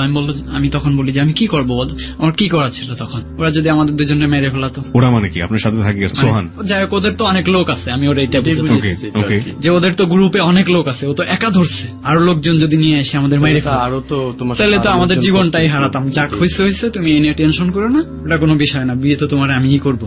এটা বলার পরে আমি ওইখান থেকে আসার পরে আমার সিমটা চেঞ্জ, এবং বেশিরভাগই স্কুল গোয়িং, কলেজ গোয়িং মেয়ে। না, আমি কলেজ লাইফের মেয়ে ছাড়া আমি একজনের সাথে রিলেশন করিনি। কলেজ লাইফের একটা মেয়ের বয়স সর্বোচ্চ 17 থেকে 18 বছর, তার তো বেশি না। তার মানে 17 থেকে 18 বছরের কিশোরী, যাদের এগুলো বোঝার ক্ষমতা হয়নি। মাত্র একটা ফোন কলের জায়গাটাতে দেখুন আপনারা জীবনে কত বড় বড় রিস্ক নিয়ে ফেলেন। এবং এখানে ফ্যামিলিরও কিন্তু অনেক বড় দায়িত্ব আছে। আপনার এই মেয়ে সন্তানটি কিংবা ছেলে সন্তানটি কার সাথে কথা বলছে, এই ফোনটি কোন কাজে ব্যবহার করা হচ্ছে, এই ফোনটি তার জীবনে, আপনার পরিবারের জীবনে কতটা দুর্ধর্ষ রকমের বিপদ ডেকে আনতে পারে। আজকের এই যাহা বলিব সত্য বলিব যারা শুনছেন তারা সতর্ক হয়ে যাবেন প্লিজ। জাতীয় উদ্যান ছাড়া অন্য কোথাও নিয়ে গিয়ে আপনারা কখনো? হ্যাঁ, নেই। আমাদের যে নিজস্ব যে এলাকাটা আছে, প্রথমে আমার যেখানে দোকান ছিল ওখানে অনেক রাত্রে, ঠিক আছে, রাত 3টার দিকে নিয়ে যেতাম। 3টার সময় একটা মেয়ে আসতো, মানে পরে আমরা নিয়ে আসতাম। কিভাবে? ওরা এডুকেশন পার্সনসি, কিন্তু ওরা এসে ওখানে মনে করেন ফ্যামিলির কারণে এসে জব করে, ঠিক আছে, ওদের ছুটি হয় অনেক, ওদের নাইট করায় রাত্রে গার্মেন্টস এর। হ্যাঁ, নাইট করানোর পরে অনেক সুন্দর দুইটা মেয়ে, ওদের আমরা দুজনে পছন্দ করছি। করার পরে এবার করছি কি, ওদেরকে বলি যে আমরা 2 ভাই। হ্যাঁ, আমরা বলি যে আমরা 2 ভাই, ওরা বিশ্বাস করে। করার পরে আমরা ওদের দুজনে অনেক রাত্রে একদিন নিয়ে আসি 3টার দিকে। কোথায় নিয়ে আসেন? আমার দোকানের সামনে। বলে নিয়ে আসেন? হ্যাঁ, বলি যে চলো আমরা বসে গল্প করবো। রাত 3টার সময় তারা গল্প করবে? রাতে 3টার সময় বলি যে তোমাদের আমরা অনেক ভালোবাসি, না দেখে থাকতে পারি না, এই অনেক ধরনের দেওয়ার পরে তারা আসে। আপনারা শুধু ভালোবাসার কথা বলেই কাবু করতেন, ভালোবাসা এবং বিয়ে করবো। আর একটা মেয়ে প্রথমেই তারা বিয়ে করতে চাইতাম, তখন সে বলতো যে না, এ তো খুব ভালো, নাহলে কেন আমাকে বিয়ে করতে? এই যাহা বলিব সত্য বলিবতে এই কথাটা অনেকবার রিপিট হয়েছে মেয়েদের ক্ষেত্রে, যে অস্ত্র থাকে একটাই বাক্য, যে কাবু করার জন্য আমি তোমাকে বিয়ে করব, মানে ভালোবাসার আগে বিয়ে, এবং এটাতে খুব দ্রুত কাবু করা যায়। তো তারপর আমরা দুজনে ওইখানে নিয়ে আসি ওদের। আনার পরে ওইখানে একটা দারোয়ান থাকে, দারোয়ানরে বললাম যে মামা, কি আমাদের গার্লফ্রেন্ড আসছে, তো তুমি একটু ঘুরে আসো দূরে কোথাও। পরে ওইখানে এমনি মানে কাস্টমারের বসার জন্য থাকে, বেঞ্চ থাকে, আমরা ওইখানেই করি, ওরে এক সাইডে দিই, অন্ধকারের এক সাইডে, আমি এক সাইডে। না, এগুলো একটা যেটা দেখতে পাচ্ছি যে এই মেয়েগুলোর এক ধরনের মৌন সম্মতি ছিল এই ধরনের অনৈতিক সম্পর্কে, কিন্তু আরেকটা কেস হচ্ছে যে মেয়েটার চিন্তাই থাকে না এইসব, যে মেয়েটা ভাবতেই পারে না যে সে বিয়ের আগে বা অবৈধভাবে এই ধরনের একটা সম্পর্ক করবে, সেই মেয়েটার সাথে তো আপনারা জোর করে কাজগুলো করেন। সেই রকমের ঘটনার ক্ষেত্রে রিয়াকশনটা শেষ পর্যন্ত কি হয়? এরকম কোন রিজন কি আছে, এরকম কোন ঘটনা কি আছে, আমি একটু শুনতে চাই। এরকম বলতে যে ওই যে বললাম যে আমরা 4টা বন্ধু মনে করেন যে নিয়ে আসলাম, ওরে জোর করে আমরা, তো বলতেছে যে আমার কাছে তো টাকা পয়সা নাই, কি করবো, যে টাকা পয়সা নাই তাহলে তুই আমাদের সাথে, তো নিয়ে যাই একটা রুমে, পুষ্কনির পারে একটা রুম আছে, দোকান আর কি। মেয়েটাকে কে পটিয়েছিল? মেয়েটারে পটান লাগে না, মনে করেন যে এটা জোরপূর্বক আর কি, যে এলাকার ছেলেরা তুই ওর লগে মিশছিস কি লিগা, কার লগে মিশেছিল? অন্য একটা ছেলের সাথে কথা বলে অথবা প্রেম করার যদি এক জায়গায় দাঁড়ায় থাকলে, এক অফিসের 2টা ছেলে আসতেছে, মেয়ে আর ছেলে আসতেছে, আনতে কথা বলতেছে যে তুমি কয়টা ছুটি হয়েছে কিবা তুমি কই থেকে আইছো, এগুলা জিজ্ঞেস করলে আমরা অথবা মার খাই। কালকে কখন আসবে? হ্যাঁ, কি এগুলা বলে তখন আমরা দুজনকে ধরে ফলো করে ধরি। এই তার মানে ব্যাপারটা আমি যেটা বুঝলাম যে কোন একটা ছেলে এবং কোন একটা মেয়ে একসাথে দাঁড়িয়ে কোন এক জায়গায় কথা বলছে, এটা জাস্ট আপনারা ফলো করে সেই মেয়ে এবং সেই ছেলেকে আপনারা ধরে ফেলেন, ধরে ফেলেই দুজনকে একটা বিপদের ট্র্যাপে ফেলে দেন। তারপর মেয়েটাকে টার্গেট করেন, যে মেয়েটাকে টার্গেট করে মেয়েটাকে আপনারা এইভাবে অন্যায় অত্যাচারগুলো করেন। পরে অত্যাচার করার পরে দেখা গেছে যে 7-8 জনে করলাম, তারপরে ও তো বাসায় চলে গেছে, যা ওর বাড়িওয়ালারে বলছে যে আসলে এই জায়গায় এই কাজ করছে। তো ওর বাড়িওয়ালারা দেখে আসলে তো আর আমাদেরকে চিনে না ওইভাবে, আমরা তো যাই এই কি হইছে, আমরা এলাকার ছেলে ওইভাবে যাই, এই কি হইছে বইনে তোমার কি হইছে, সেই যে ভাই কালকে রাত্রে এখানে সেই কারা, এই মানে আমরাই ওখানে আবার আপনাদেরকে চিনবে না সে মেয়েটা? মানে রাত্রে তারপর ওইভাবে যারা যারা একবারে ফ্রেজ হইছে তারা আসে না, দেখা গেছে আমরা কম শুইছি, যাক আমাদের চিনতে পারেনি। যেসব ফ্যামিলির ছেলে পেলে গেছে ওই জায়গায়, ওই সব মনে করেন যে ওদেরকে তো ওই এলাকার লোকজন এমনি নাম শুনলে কাঁপে, তাহলে ওদের কথা ওই ছেলে মেয়ে যে কিভাবে বলে। তারপরে আমরা যদি কাউকে নিয়ে যাই তো আমাদের পিছনে যারা থাকে মনে করেন ওদের নাম মেয়ে জীবনেও কোনোদিন মুখ দিয়ে প্রকাশ করবে না। কেন করবে না? মেয়েটা কিভাবে তার ভয়। সম্পর্কে জানে? ভয়। ভয় মানে কোন ভয়? মেয়েটা নিশ্চয়ই তার জায়গা থেকে জানার কথা না। মেয়ে আসার জানে পরে যে বলে এলাকার এই যে ফ্যাক্টরির মালিকের ছেলে এটা কিবা এই হয়তো মনে এলাকার করেন সব ছেলে। এলাকার একটা প্রভাবশালী ব্যক্তির ছেলে। তো আমরা যখন মেয়েটাকে নিয়ে আসি, আনার পরে মেয়ে আগের থেকে হয়তো বা তারা চেনে, অথবা ওই এলাকার হলে তো চেনে, কথা বুঝতে পারে যে এগুলা তারপরে এখানকার বলে যে আমি ছেলেদের অমুকের সাথে অমুক, টক্কর দিয়ে ঠিক আছে পারবো তুই না, যদি এই কিছু সেই বলস কাহিনী। তাহলে কিন্তু তোরে আমি খাইছি, এই এলাকায় তো তুই তবে- থাকতেই পারবি না, পরে জীবনটা হারাই যাবি গা, এসব বলার পরে তো পরে এখন কোন পুলিশ কেসে পড়েছেন আপনারা এখন পর্যন্ত? কোন পুলিশ কেস? পুলিশ কেস চট্টগ্রামে করছে। কি কি ধরনের পুলিশ কেস? পুলিশ কেস চট্টগ্রামে বলতে যে আমার এক বড় ভাই, এটা ওই যে বড় ভাইয়ের আর কি ছোট ভাই, দুঃসম্পর্কের এলাকার আর কি চট্টগ্রামে, তো ওই একটা মেয়েরে পছন্দ করতো, এটা নিয়ে আর কি ওরে আমরা উদ্ধার করতে গেছি। এখানেও মেইলি কেস? হ্যাঁ, এখানেও মেইলি কেস? উদ্ধার- পুরো জীবনটাই মেইলি কেস? উদ্ধার করতে যে অনেক আমার কোবাকুবি, একটা অনেক কথা মনে মারামারি। পড়ে গেল, একটা মেয়ে আমারে মানে আমি জোর করে চাচ্ছিলাম, মানে একা একাই একটা জায়গায় নিয়ে, নিলেবিলি জায়গায়। তো মেয়েটার আমি জানি না যে ওর কাছে মানে ব্লেড থাকে, তো ওর কাছে একটা ব্লেড ছিল, ব্লেডটা দিয়ে আমার এখানে তার কাছে হাতে একটা, হ্যাঁ, তারপর কাটার পরে আমি ওটা বাঁধছি, পরে বাঁধার পরে ব্লেডটা কাড়িয়ে নিছি ওর কাছ থেকে। নেওয়ার পরে মানে এলাকাটা আমার আয়ত্তের ভিতরে, ওইখানে আমাকে কেউ বলার মতো কিছু নেই, আর ও চিৎকার করলেও কেউ আসবে না, সেরকম জায়গায়। পরে আমি আমার কাইটে দিল, দেওয়ার পরে আমি ওখানে বাঁধছি, বাঁধার পরে আমি ওরা বলতেছি তুমি আমার তো কাইটে দিচ্ছই না, আমার তো আহত করছোই, কিন্তু এতেও লাভ নেই। আপনারা কোনো ড্রাগ নেন দুজনেই? আপনি কি নেন? আমি বাবা খাইতাম, খাই না, এখন ছেড়ে দিয়েছেন? হ্যাঁ, একবারে। আমি যে খাইতাম এটা আমার ফ্রেন্ড সার্কেল কেউ জানতো না, কিন্তু ফ্রেন্ড সার্কেল জানতো যে আমি প্রচুর মদ খেতাম। আর কি এখন কি নিচ্ছেন আপনি? এখন শুধু মদ আর হইলো যে স্মোকিং, দুইটাই। সিগারেট খান এবং মদ নেন। আপনি কি নেন? আমি কিছু ও, নেই। আপনি কখনোই কিছু নেননি? আমি আমার লাইফে 2 বার শুধু ড্রিঙ্ক করছি, আর কিছুই করিনি। আপনারা যে কাজটা করেন এটাতে আপনাদের কখনো মনে হয়েছে যে আপনারা মানসিকভাবে অসুস্থ? কখনো মনে হয়েছে? না। আপনারা মনে হয়নি এবং আপনারা মনে হয়নি, কিন্তু সাইকিয়াট্রিস্টের ভাষাতে এটা একটা মানসিকভাবে বিকৃত মানসিকতার জায়গা। হ্যাঁ, আপনাদের উপলব্ধির জায়গাটাতে আমি আসবো, এবং একজন সাইকিয়াট্রিস্ট তিনি আজকে পুরো অনুষ্ঠান, শুরুতেই বলেছিলাম তিনি আমাদের এক্সপার্ট প্যানেলের একজন মেম্বার, তিনি আজকে পুরো অনুষ্ঠানটা শুনেছেন এবং তিনি সাজেশন দিবেন একটু পরেই। তার কথাগুলো শুনলেই বুঝতে পারবেন যে আপনাদের অপরাধের জায়গাগুলো কত বড়। আমি দুজনের কাছেই জানতে চাইব যে আপনারা প্রথম যে উপলব্ধির কথাটা বলছিলেন, আপনারা কি নিশ্চয়তা দিতে পারবেন যে আজকে যাহা বলিব সত্য বলিব থেকে গিয়ে আপনারা এই ধরনের কাজে আর জড়াবেন না? তার আগে আমি একটু ক্লিয়ার করতে চাই, কোন জোন, গাজীপুরের কোন এলাকা যেখানে এই কাজগুলো হয়? একটা হচ্ছে ন্যাশনাল উদ্যান, আপনি যেটা বললেন জাতীয় উদ্যানের খুব ওইটাই কঠিন। বেশি হয়। ওটাতে। আর 4 আপনারা নম্বর গেট দিয়ে, গেটের পিছন দিয়ে ঢুকে 1.5 কিলোমিটার মতো ভিতরে যেতে হবে। পুলিশের কাছে কি এই ধরনের কোনো ইনফরমেশন নেই? হয়তো ওখানকার পুলিশের কাছে পুলিশে থাকলে ওরা টাকা পায়, পয়সা নিয়ে ব্যাস। ওরা যায় মাঝে মধ্যে উঠে দেয় আবার। এটা কি এমন কোন ক্রাইম জোন ওইখানে- যেখানে মানুষও খুন হওয়ার মতো? হ্যাঁ, ওইখানে হয়, এই যে প্রায় খুন হয়, কিছুদিন আগেও খুন তো হয়েছে, প্রায় দিন, মনে করেন সপ্তাহের ভিতরে 2-3টা খুন হয়। এটা আপনারা জানার পরেও ওখানে যান, আপনারাও তো খুন হয়ে যেতে পারেন। না, আসলে ঠিক আছে, কিন্তু আমাদের যে মুভমেন্টটা, আমাদের যে গাজীপুরে যাওয়ার পরে যে একটা স্টাইলিং চলার, যে বলে যে এরা এখানকারই, তো এদের সাথে ওইভাবে ইয়ে করার এমনি আমাদের সাথে কেউ মনে করেন যে আমরা যে কাজই করি না কেন, অন্য কেউ একটা মেয়ে নিয়ে ঘুরলে সমস্যা হতে পারে, কিন্তু আমাদের ক্ষেত্রে কিন্তু এটা হয় না। আমাদের ক্ষেত্রে সেটা হয় না। আপনাদের কোনো বড় ব্যাকআপ আছে, লাইক না। বড় ভাই বা কোনো রাজনৈতিক দল? বড় ভাইটাই কেউ নেই, কিন্তু আমরা এমন ভাবে ফুটে চলি যে আসলে আমরা জানি এমনি মানে কত আমার কি জানি। লাইফে আমাদের আপনাদের গ্রুপে কতজন ফ্রেন্ড? ফ্রেন্ড আছে অনেক। ফ্রেন্ড আছে অনেকই। Note on that point. দুজনের কাছে জিজ্ঞেস করি, আপনাদের যে জীবনটা, এই যে জীবনে আপনারা দাঁড়িয়ে আছেন, আপনাদের জীবনটা যদি নতুন করে শুরু করার সুযোগ সৃষ্টিকর্তা আপনাদেরকে দিত, আপনারা কি আজকের যে জীবনটা সেই জীবনে থাকতেন? আপনি থাকতেন? তার মানে একজন অপরাধী, প্রিয় শ্রোতা দেখুন, একজন অপরাধী চায় না যে তার জঘন্য সে জীবনে সে থাকুক। যদি রিস্টার্ট করা, কম্পিউটারের মতো রিস্টার্ট করার সুযোগ থাকতো, তাহলে এটা থাকতো না। এখন এই একই জায়গা থেকে, একই ফিলিংসের জায়গাটা থেকে বলি, যদি আজকের জীবনে আপনি না থাকতেন, লাইক আপনি একটা সুস্থ সুন্দর জীবন যাপন করতেন, তাহলে তো সেটা আপনাদের জন্য খুব ভালো হতো। কিন্তু এই অসুস্থ জীবনে আসার জন্য কোন কারণটা দায়ী? আপনি আপনার জায়গা থেকে কি মনে করেন সোহান? আমি মনে করি যে আমার ফ্যামিলির কিছু আছে, আর মেইলি যে ব্যাপারটা, মেইলি যে আগ্রহের ব্যাপারটা, মেইলি আগ্রহের ব্যাপারটা খুবই ন্যাচারাল ছিল আপনার মধ্যে, কিন্তু এটার ব্যাপারে ফুললি গুড ডিরেকশন এবং গুড অ্যাডভাইস, এই জিনিসটা পুরোপুরি অ্যাবসেন্স ছিল আপনার কৈশোর বয়সে। আপনার ক্ষেত্রে কি মনে হয়? আমার ক্ষেত্রে আমার একটা পয়েন্টই কাজ করে মাথায়, যেটা যে কারণে আমার খারাপ হওয়া, সেটা হলো আমার জোর করে আমাকে বিয়েটা দেয়া। এইখান থেকে আমি আমার লাইফটা পুরো হারাই ফেলাইছি। আমার লাস্ট মুভমেন্ট ছিল যে আমার স্ত্রীর, আমার ওয়াইফকে পাওয়ার পরে আমি ভালো হয়ে যাব, কিন্তু ওদের ফ্যামিলির কারণে, ব্যবহারের কারণে আমি কিন্তু এখনো পর্যন্ত ভালো হইতে পারি না। ওদের ফ্যামিলির যেই আচরণগুলা, এগুলার কারণে আমি এখন পর্যন্ত। তো আপনাদের তো ভালো হওয়ার মতো তেমন কোনো স্কোপই নেই, আপনাদের জীবনে এমন কিছু নেই যেটা আপনাদেরকে স্যাটিসফাইড করতে পারে, তাহলে আপনারা ভালো হওয়ার সিদ্ধান্ত কেন নিচ্ছেন? চাইতেছি না যে এগুলার ভিতরে আর যাই। এই যে বললাম তো যে 1 বছর ধরে একটা মেয়েরে গাজীপুর পালতেছি, যে সবাই জানে যে ওখানকার যারাই আছে আশেপাশে সবাই জানে যে এটা আমার ওয়াইফ, কিন্তু আদার্স কালকে এটা ব্যাকআপ করে চলে আসছি। কেন ব্রেকআপ করলেন? ব্যাকআপ করলাম এই কারণেই যে যেহেতু আমি আপনাদেরকে বললাম যে এখানে আইসা বলা যায়, সত্য বলা যায়, এই জন্যই আমি ওরে চাইতেছি না যে আসলে ওইভাবে বলি। এই জন্য মনে করেন ওকে জানে, ও জানে না, এখনো জানে না। আপনি যে ব্রেকআপ করতে চাচ্ছেন, এই মেয়েটার কি অবস্থা? কোথা থেকে ও চলে এসছে ওর বাড়ি থেকে? না, ওই মেয়েটারও বিয়ে হয়েছে, ওর একটা মেয়ে আর একটা ছেলে আছে।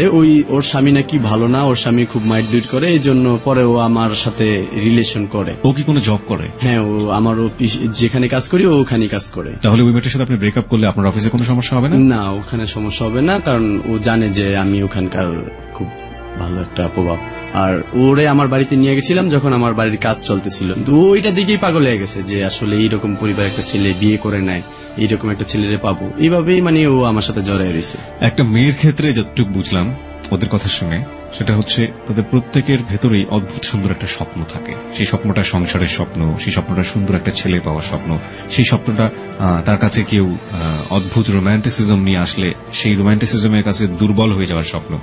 কিন্তু সেই স্বপ্নগুলোকে পাওয়ার আগ পর্যন্ত বিভিন্নভাবে প্রশ্ন করে, যাচাই করে, তারপর সেই স্বপ্নের ভেতরে ডুব দেওয়াটা বোধহয় ভালো। নইলে সেটাতে জীবনের জন্য কত বড় ভয়াবহ ঘটনা হতে পারে তা আজকে এই দুজনের কাছ থেকে আপনারা জানতে পেরেছেন। কালকে ওর ফোন আর সিম, মোবাইল সবকিছু আমার কাছে আছে এখন।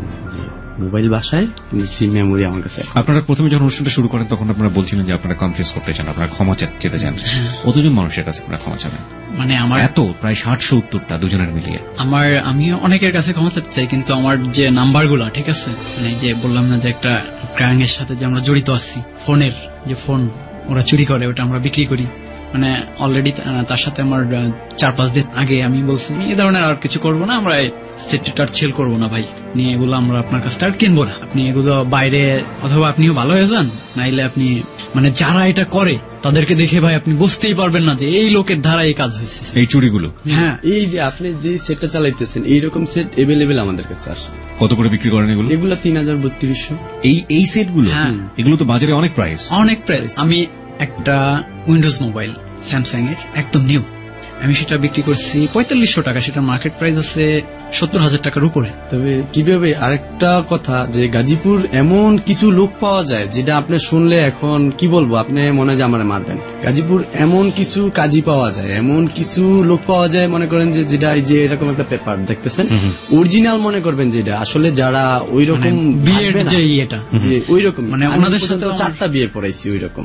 আপনিও বিয়ে পড়েছেন? হ্যাঁ, আমি নিজেই বিয়ে পড়েছি 4টে এরকম। কিন্তু এখন লাস্ট মুভমেন্ট আমার যে ফ্রেন্ড যেটা, ওর নাম তুহিন, তো ওর যে বিয়েটা পড়াইছি একবারে ডকুমেন্ট এরকম পেপার, কিন্তু ওর ওয়াইফ জানে আর ও জানে যে আসলে এটা অরিজিনাল, কিন্তু আমি জানতেছি এটা অরিজিনাল না। কিন্তু পরবর্তী মেয়ে যদি কোনো ভাবে মামলা টামলা করতে চায় আসলে কিছুই করতে পারবে না, তার কোনো ডকুমেন্ট নেই। এইরকমও কাজই আমার কাছে আছে, এইরকম ডকুমেন্ট আমার কাছে আছে। তার কারণ মেয়ের ফ্যামিলি অথবা যে কেউ আসলে মনে করবে যে আসলে সঠিকভাবে মনে হচ্ছে বিয়ে হচ্ছে, আর মানে ইসলামের দৃষ্টিতে ঠিকই সঠিকভাবে হবে, না। কিন্তু যে কাগজপাতিগুলো এটা একদম ভুয়া। এই সামাজিক অপরাধগুলোকে আমাদের চোখে পড়ে, প্রিয় শ্রোতা। নীরবে নিভৃতে যে অপরাধগুলো ঘটে যাচ্ছে চোখের সামনে দিয়ে কিংবা চোখের আড়ালে, এই বড় বড় অপরাধগুলো জীবনকে স্ম্যাশ করে দেয়। আমাদের সংবাদপত্র বলেন, গণমাধ্যম বলেন, যে কোনো কিছুই বলেন, সেখানে আমরা অপরাধ বলতে রাজনীতি, অপরাধ বলতে কোন একটা বড় অ্যাক্সিডেন্ট, অপরাধ বলতে আমরা বুঝি দুর্নীতি, অপরাধ বলতে আমরা বুঝি এমন মোটা দাগের কোনো কিছু যেগুলো খুব চাক্ষুষ চোখে দেখা যায়। কিন্তু এই যে জাল বিয়ে, একটা মেয়েকে এভাবে গ্যাংরেপ করা, একটা মেয়েকে ছলা কলা বিভিন্নভাবে ফুসলিয়ে ফাসলিয়ে তার জীবনটাকে স্ম্যাশ করে দেওয়ার চেষ্টা করা, এবং এটার সাথে পুরো একটা নেটওয়ার্ক এভাবে জড়িত, এগুলো নিয়ে কিন্তু আমরা তেমন একটা দৃষ্টিপাত করি না। তার প্রথম এবং প্রধান কারণ হচ্ছে প্রমাণ দ্বিপাক্ষিক হতে হয়। একটা হচ্ছে ওরা যেটা ক্লেইম করে গেল এখানে যাহা বলিব সত্য বলিবতে, সেটাকে প্রুফ করতে হলে সেই মেয়েটাকে আইনের চোখে এখানে হাজির থাকতে হবে, যে স্বীকার করতে হবে হ্যাঁ ও যেটা বলেছে সেটা আমার সাথে হয়েছে। সেই জিনিসটা অনেক সময় করা সম্ভব হয় না, এবং যে কারণেই এগুলো দিনের পর দিন চোখের আড়ালে থেকে যায়।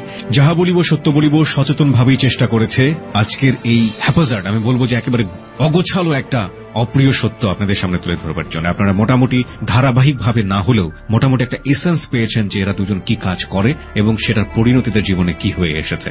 আমি শুধু একটা কথাই বলতে চাই, ওদেরকে গালমন্দ করুন, খারাপ বলুন, বদমাইশ বলুন, যাই বলুন না কেন, ওদের শাস্তি ওরা ব্যক্তিগত জীবনে পাচ্ছে কিংবা পাবে, কিন্তু সতর্কতার জায়গাটা হচ্ছে আপনাদের। প্রথমত যারা এই ধরনের ট্র্যাপে আছেন, ফেলছেন মানুষকে, তারা সতর্ক হয়ে যান, কারণ ব্যক্তিগত জীবনে সৃষ্টিকর্তা মানুষকে সৃষ্টি করেছেন, সে আপনাকে কখনো সুখী হতে দেবে না। অপরাধ করছেন তার চেয়ে 3 গুণ বেশি শাস্তি আপনি পেয়ে যাবেন, এক। আর 2 নম্বর যেটা, সেটা হচ্ছে নিজের ভেতরে যে শাস্তির মেশিনটা মস্তিষ্কে বসানো আছে, সেটার নাম হচ্ছে বিবেক।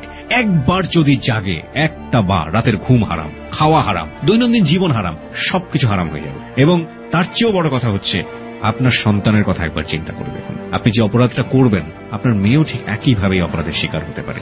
কাকে মুখ দেখাবেন তখন? আজকে এই যে দুজন এখানে এসছে, দুজনকে আমি একই প্রশ্ন করতে চাই, এতগুলো মেয়ের সাথে আপনারা এই ধরনের কাজ করেছেন, ভালোবাসার জায়গা যদি বলেন, নিজের সন্তানকে তো নিশ্চয়ই ভালোবাসেন, যত অপরাধী হোক না কেন আপনার স্ত্রী। আপনার মেয়েকে নিয়ে কখনো চিন্তা করতে পারেন যে আপনার মেয়ে যদি কখনো আপনারই মতো একটা ছেলের দ্বারা এভাবে অন্যায়ের শিকার হয়?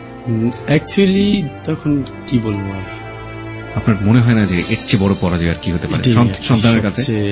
এবং আপনারও তো একই কথা, আপনারও তো একটা মেয়ে আছে। হ্যাঁ আছে, আমি আরো আমরা তো আমার মেয়ের বয়স হলো 5 মাস। তো আমি যখন কিছুদিন আগে বাসায় যাই ওটা দেখার জন্য, তো আমি ওকে যখন কোলে নিই, তো আমারে বলতেছে পাপা, ডাক দিচ্ছে। দেওয়ার পর আমার মনের ভিতরে একটা কাজ করছে যে কিরে, আমারে তো বলি, কিন্তু ও আমার এসে ওই দিন বারবার এই কোশ্চেনটাই করতেছে। আমি ওভাবে কি করতেছি, আমরা 2টা বাচ্চা, ওগুলা বলি। ও আমাদের মেয়েদের সাথে যদি এই ধরনের কেউ কিছু করে, হইছে কয় না আমারে, আমি কোলে নিচে আমারে পাপা বাবা করতেছে। ও আমারে সবসময় খালি এই কোশ্চেনটাই করে। বলতেছি ওরে যে দেখ দোস্ত, যা করছিস, এখনো আমাদের সময় আছে, চল আমরা ভালো হয়ে যাই, এই পথে আর আমরা পা রাখবো না।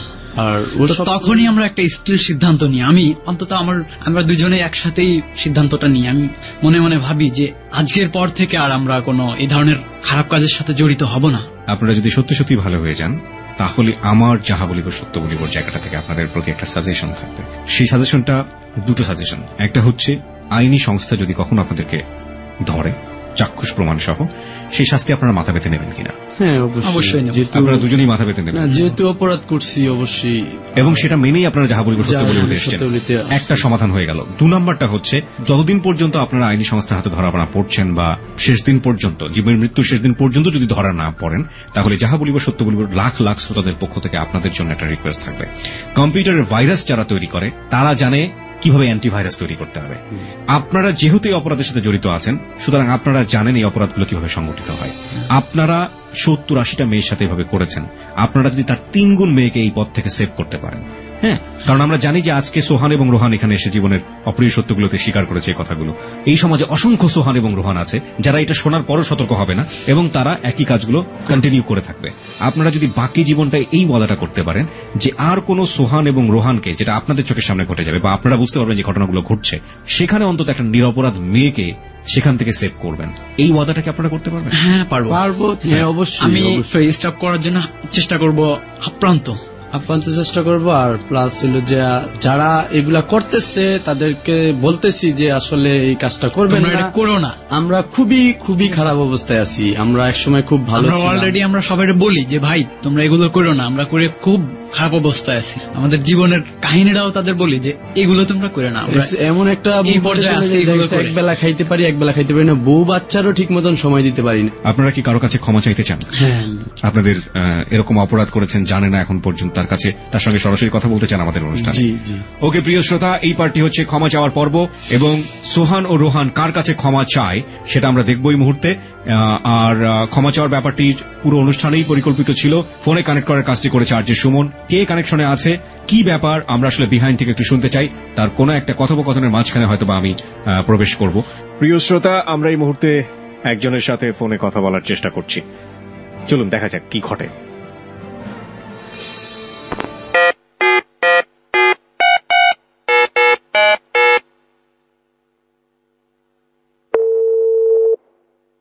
হ্যালো, আসসালামু আলাইকুম। ওয়ালাইকুম আসসালাম। কেমন আছো? কেমন আছো? ভালো আছি।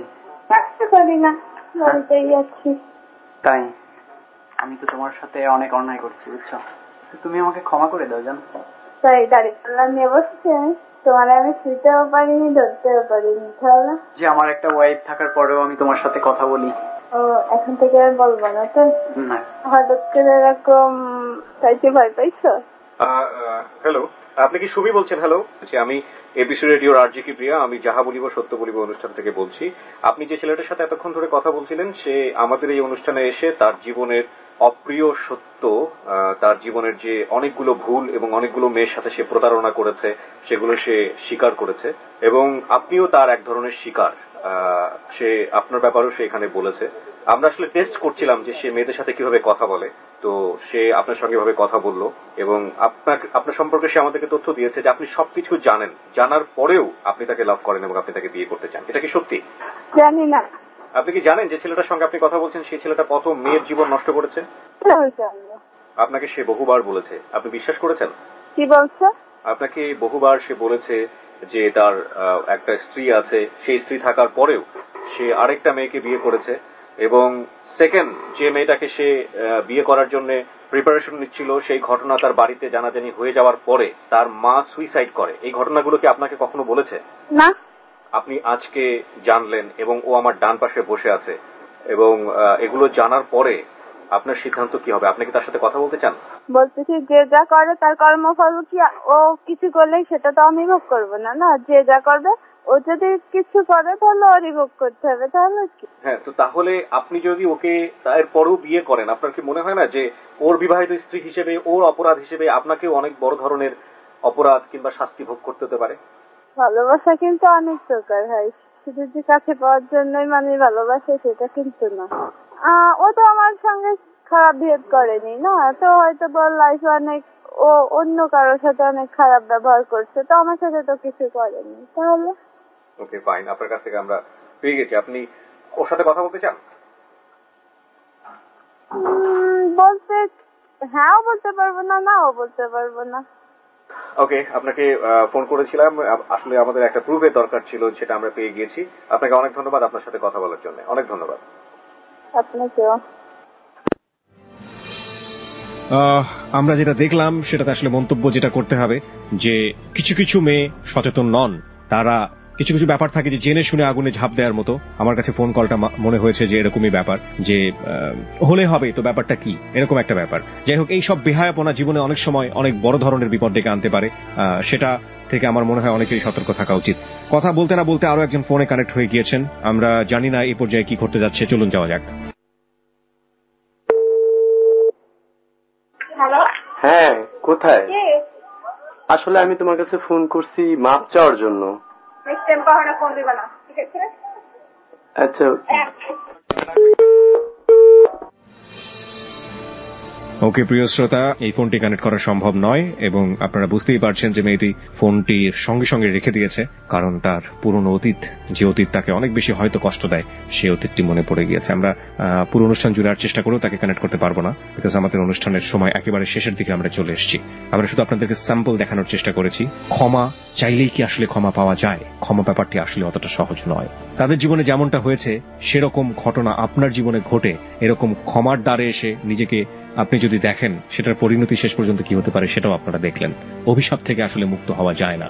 ওকে প্রিয় শ্রোতা, এই হচ্ছে এদের জীবনের অপ্রিয় সত্য, এবং এই অপ্রিয় সত্যের যে সোশ্যাল ডাইমেনশন, সেই সামাজিক ব্যাপারগুলো নিয়ে এখন আজকে আমরা আমাদের এক্সপার্ট প্যানেলে যিনি ছিলেন জাতীয় মানসিক স্বাস্থ্য ইনস্টিটিউটের প্রফেসর ডক্টর তাজুল ইসলাম, তার মুখোমুখি হব।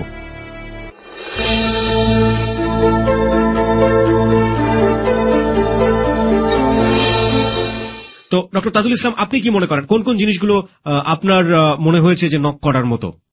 রোহান এবং সোহানের কাহিনী শুনলাম, এটা আপনাদের আরো পূর্ববর্তী যে সমস্ত কাহিনী ছিল তার সঙ্গে অনেকটাই মিলে। তবে একটা পার্থক্য হচ্ছে যে তারা শুধু কেবল মেয়েদের এভাবে যৌন হয়রানি বা তাদেরকে নিয়ে বিভিন্ন কেলেঙ্কারি করার মধ্যেই তারা তাদের কর্মকাণ্ড সীমিত রেখেছে, অন্য কোনো অপরাধ বা মাদকে তারা যায়নি। তবে যে কথাটা আমরা ক্রিমিনোলজিস্টে বলে থাকেন সেটা হচ্ছে ছোটকাল থেকে যারা বকে যায় বা নষ্ট হয়ে যায়, বিচ্ছুত ধরনের আচরণ করে, তাদের ভিতরে অনেক ধরনের লক্ষণই থাকতে পারে। একেবারে সার্বিকভাবে তারা সব ধরনের অপরাধে জড়িত হতে পারে, মাদক থেকে শুরু করে যৌন অপরাধ থেকে শুরু করে খুন, খারাপি, ডাকাতি, রাহাজানি হতে পারে। তবে কিছু কিছু লোকের ক্ষেত্রে বিশেষ বিশেষ একটা শুধু অপরাধের সংশ্লিষ্ট হয়ে যেতে পারে এবং সেটা তাদের মধ্যে অনেকটা আসক্তি বা একটা নেশার মতন হতে আসতে পারে। সেটা তারা প্রথম হয়তো বুঝতে পারে না, কিন্তু যখন পরবর্তী পর্যায়ে বিভিন্ন ধাক্কা খায় বা কোনো দখল যায় বা কোনো রকমের সামাজিক বা আইনগত সমস্যার মধ্যে পড়ে অথবা কোনো আবেগগত ভাবে কোনো রকমের মোচড় খায় বা ধাক্কা খায়, তখন হয়তো তাদের ভিতরে রিয়েলাইজেশন আছে যে না, আমরা এতদিন অপরাধ করছি, অন্যায় করছি, ভুল করেছি। বিশেষ করে তারা যেহেতু দুজনেই বিবাহিত জীবনযাপন করতেছেন আর তারা সরাসরি আরো কোনো যৌন সংসর্গে যেতে থাকলে তাদের আরো অনেক বড় রিস্ক ছিল, যৌন বাহিত রোগ হওয়ার সম্ভাবনা ছিল, অথবা তারাও নিজেরাই তারা যে অন্যকে ঠকাচ্ছিল মনে করতেছে, তারাও যে কোনো রকমের ভাবে ব্ল্যাকমেলিং এ করতে পারতো, অথবা যে কোনো রকম এখন যেরকম গুম অপহরণ হয়, মেয়েরা কিন্তু প্রেমের নাম নিয়েই তাদেরকে নিয়ে যায়, তারপর ওখানে গিয়ে আটকায় ফেলে, এরকম। তারা যে এরভাবে খেলতেছিল, যে অন্যদের উপর এরকম অত্যাচার করতেছিল বা অন্যদের উপর এরকম নিপীড়ন করতেছিল, তাদের বোঝা উচিত ছিল যে কোনো সময় তাদের উপরও উল্টা এরকম নিপীড়ন হতে পারে, তাদের উপরও এরকম অপরাধ করার সম্ভাবনা আছে। অতএব তারা নিজের বিপদের কথা চিন্তা করে, সমাজ মান সম্মানের কথা চিন্তা করে, ধর্ম এবং আইনগত দিক চিন্তা করে এবং সংসারগত চিন্তা করে, বিশেষ করে ছেলে মেয়ের দিকে চিন্তা করে তারা এখন কঠিন পণ নিয়ে, দৃঢ় পণ নিয়ে সৎ পথে, সুন্দর পথে আগে যাবে, এটি আমরা আশা করি। অনেক অনেক বেশি ধন্যবাদ আপনাকে আপনার মূল্যবান মতামত জানিয়ে দেওয়ার জন্য। জি, আপনাকে ধন্যবাদ।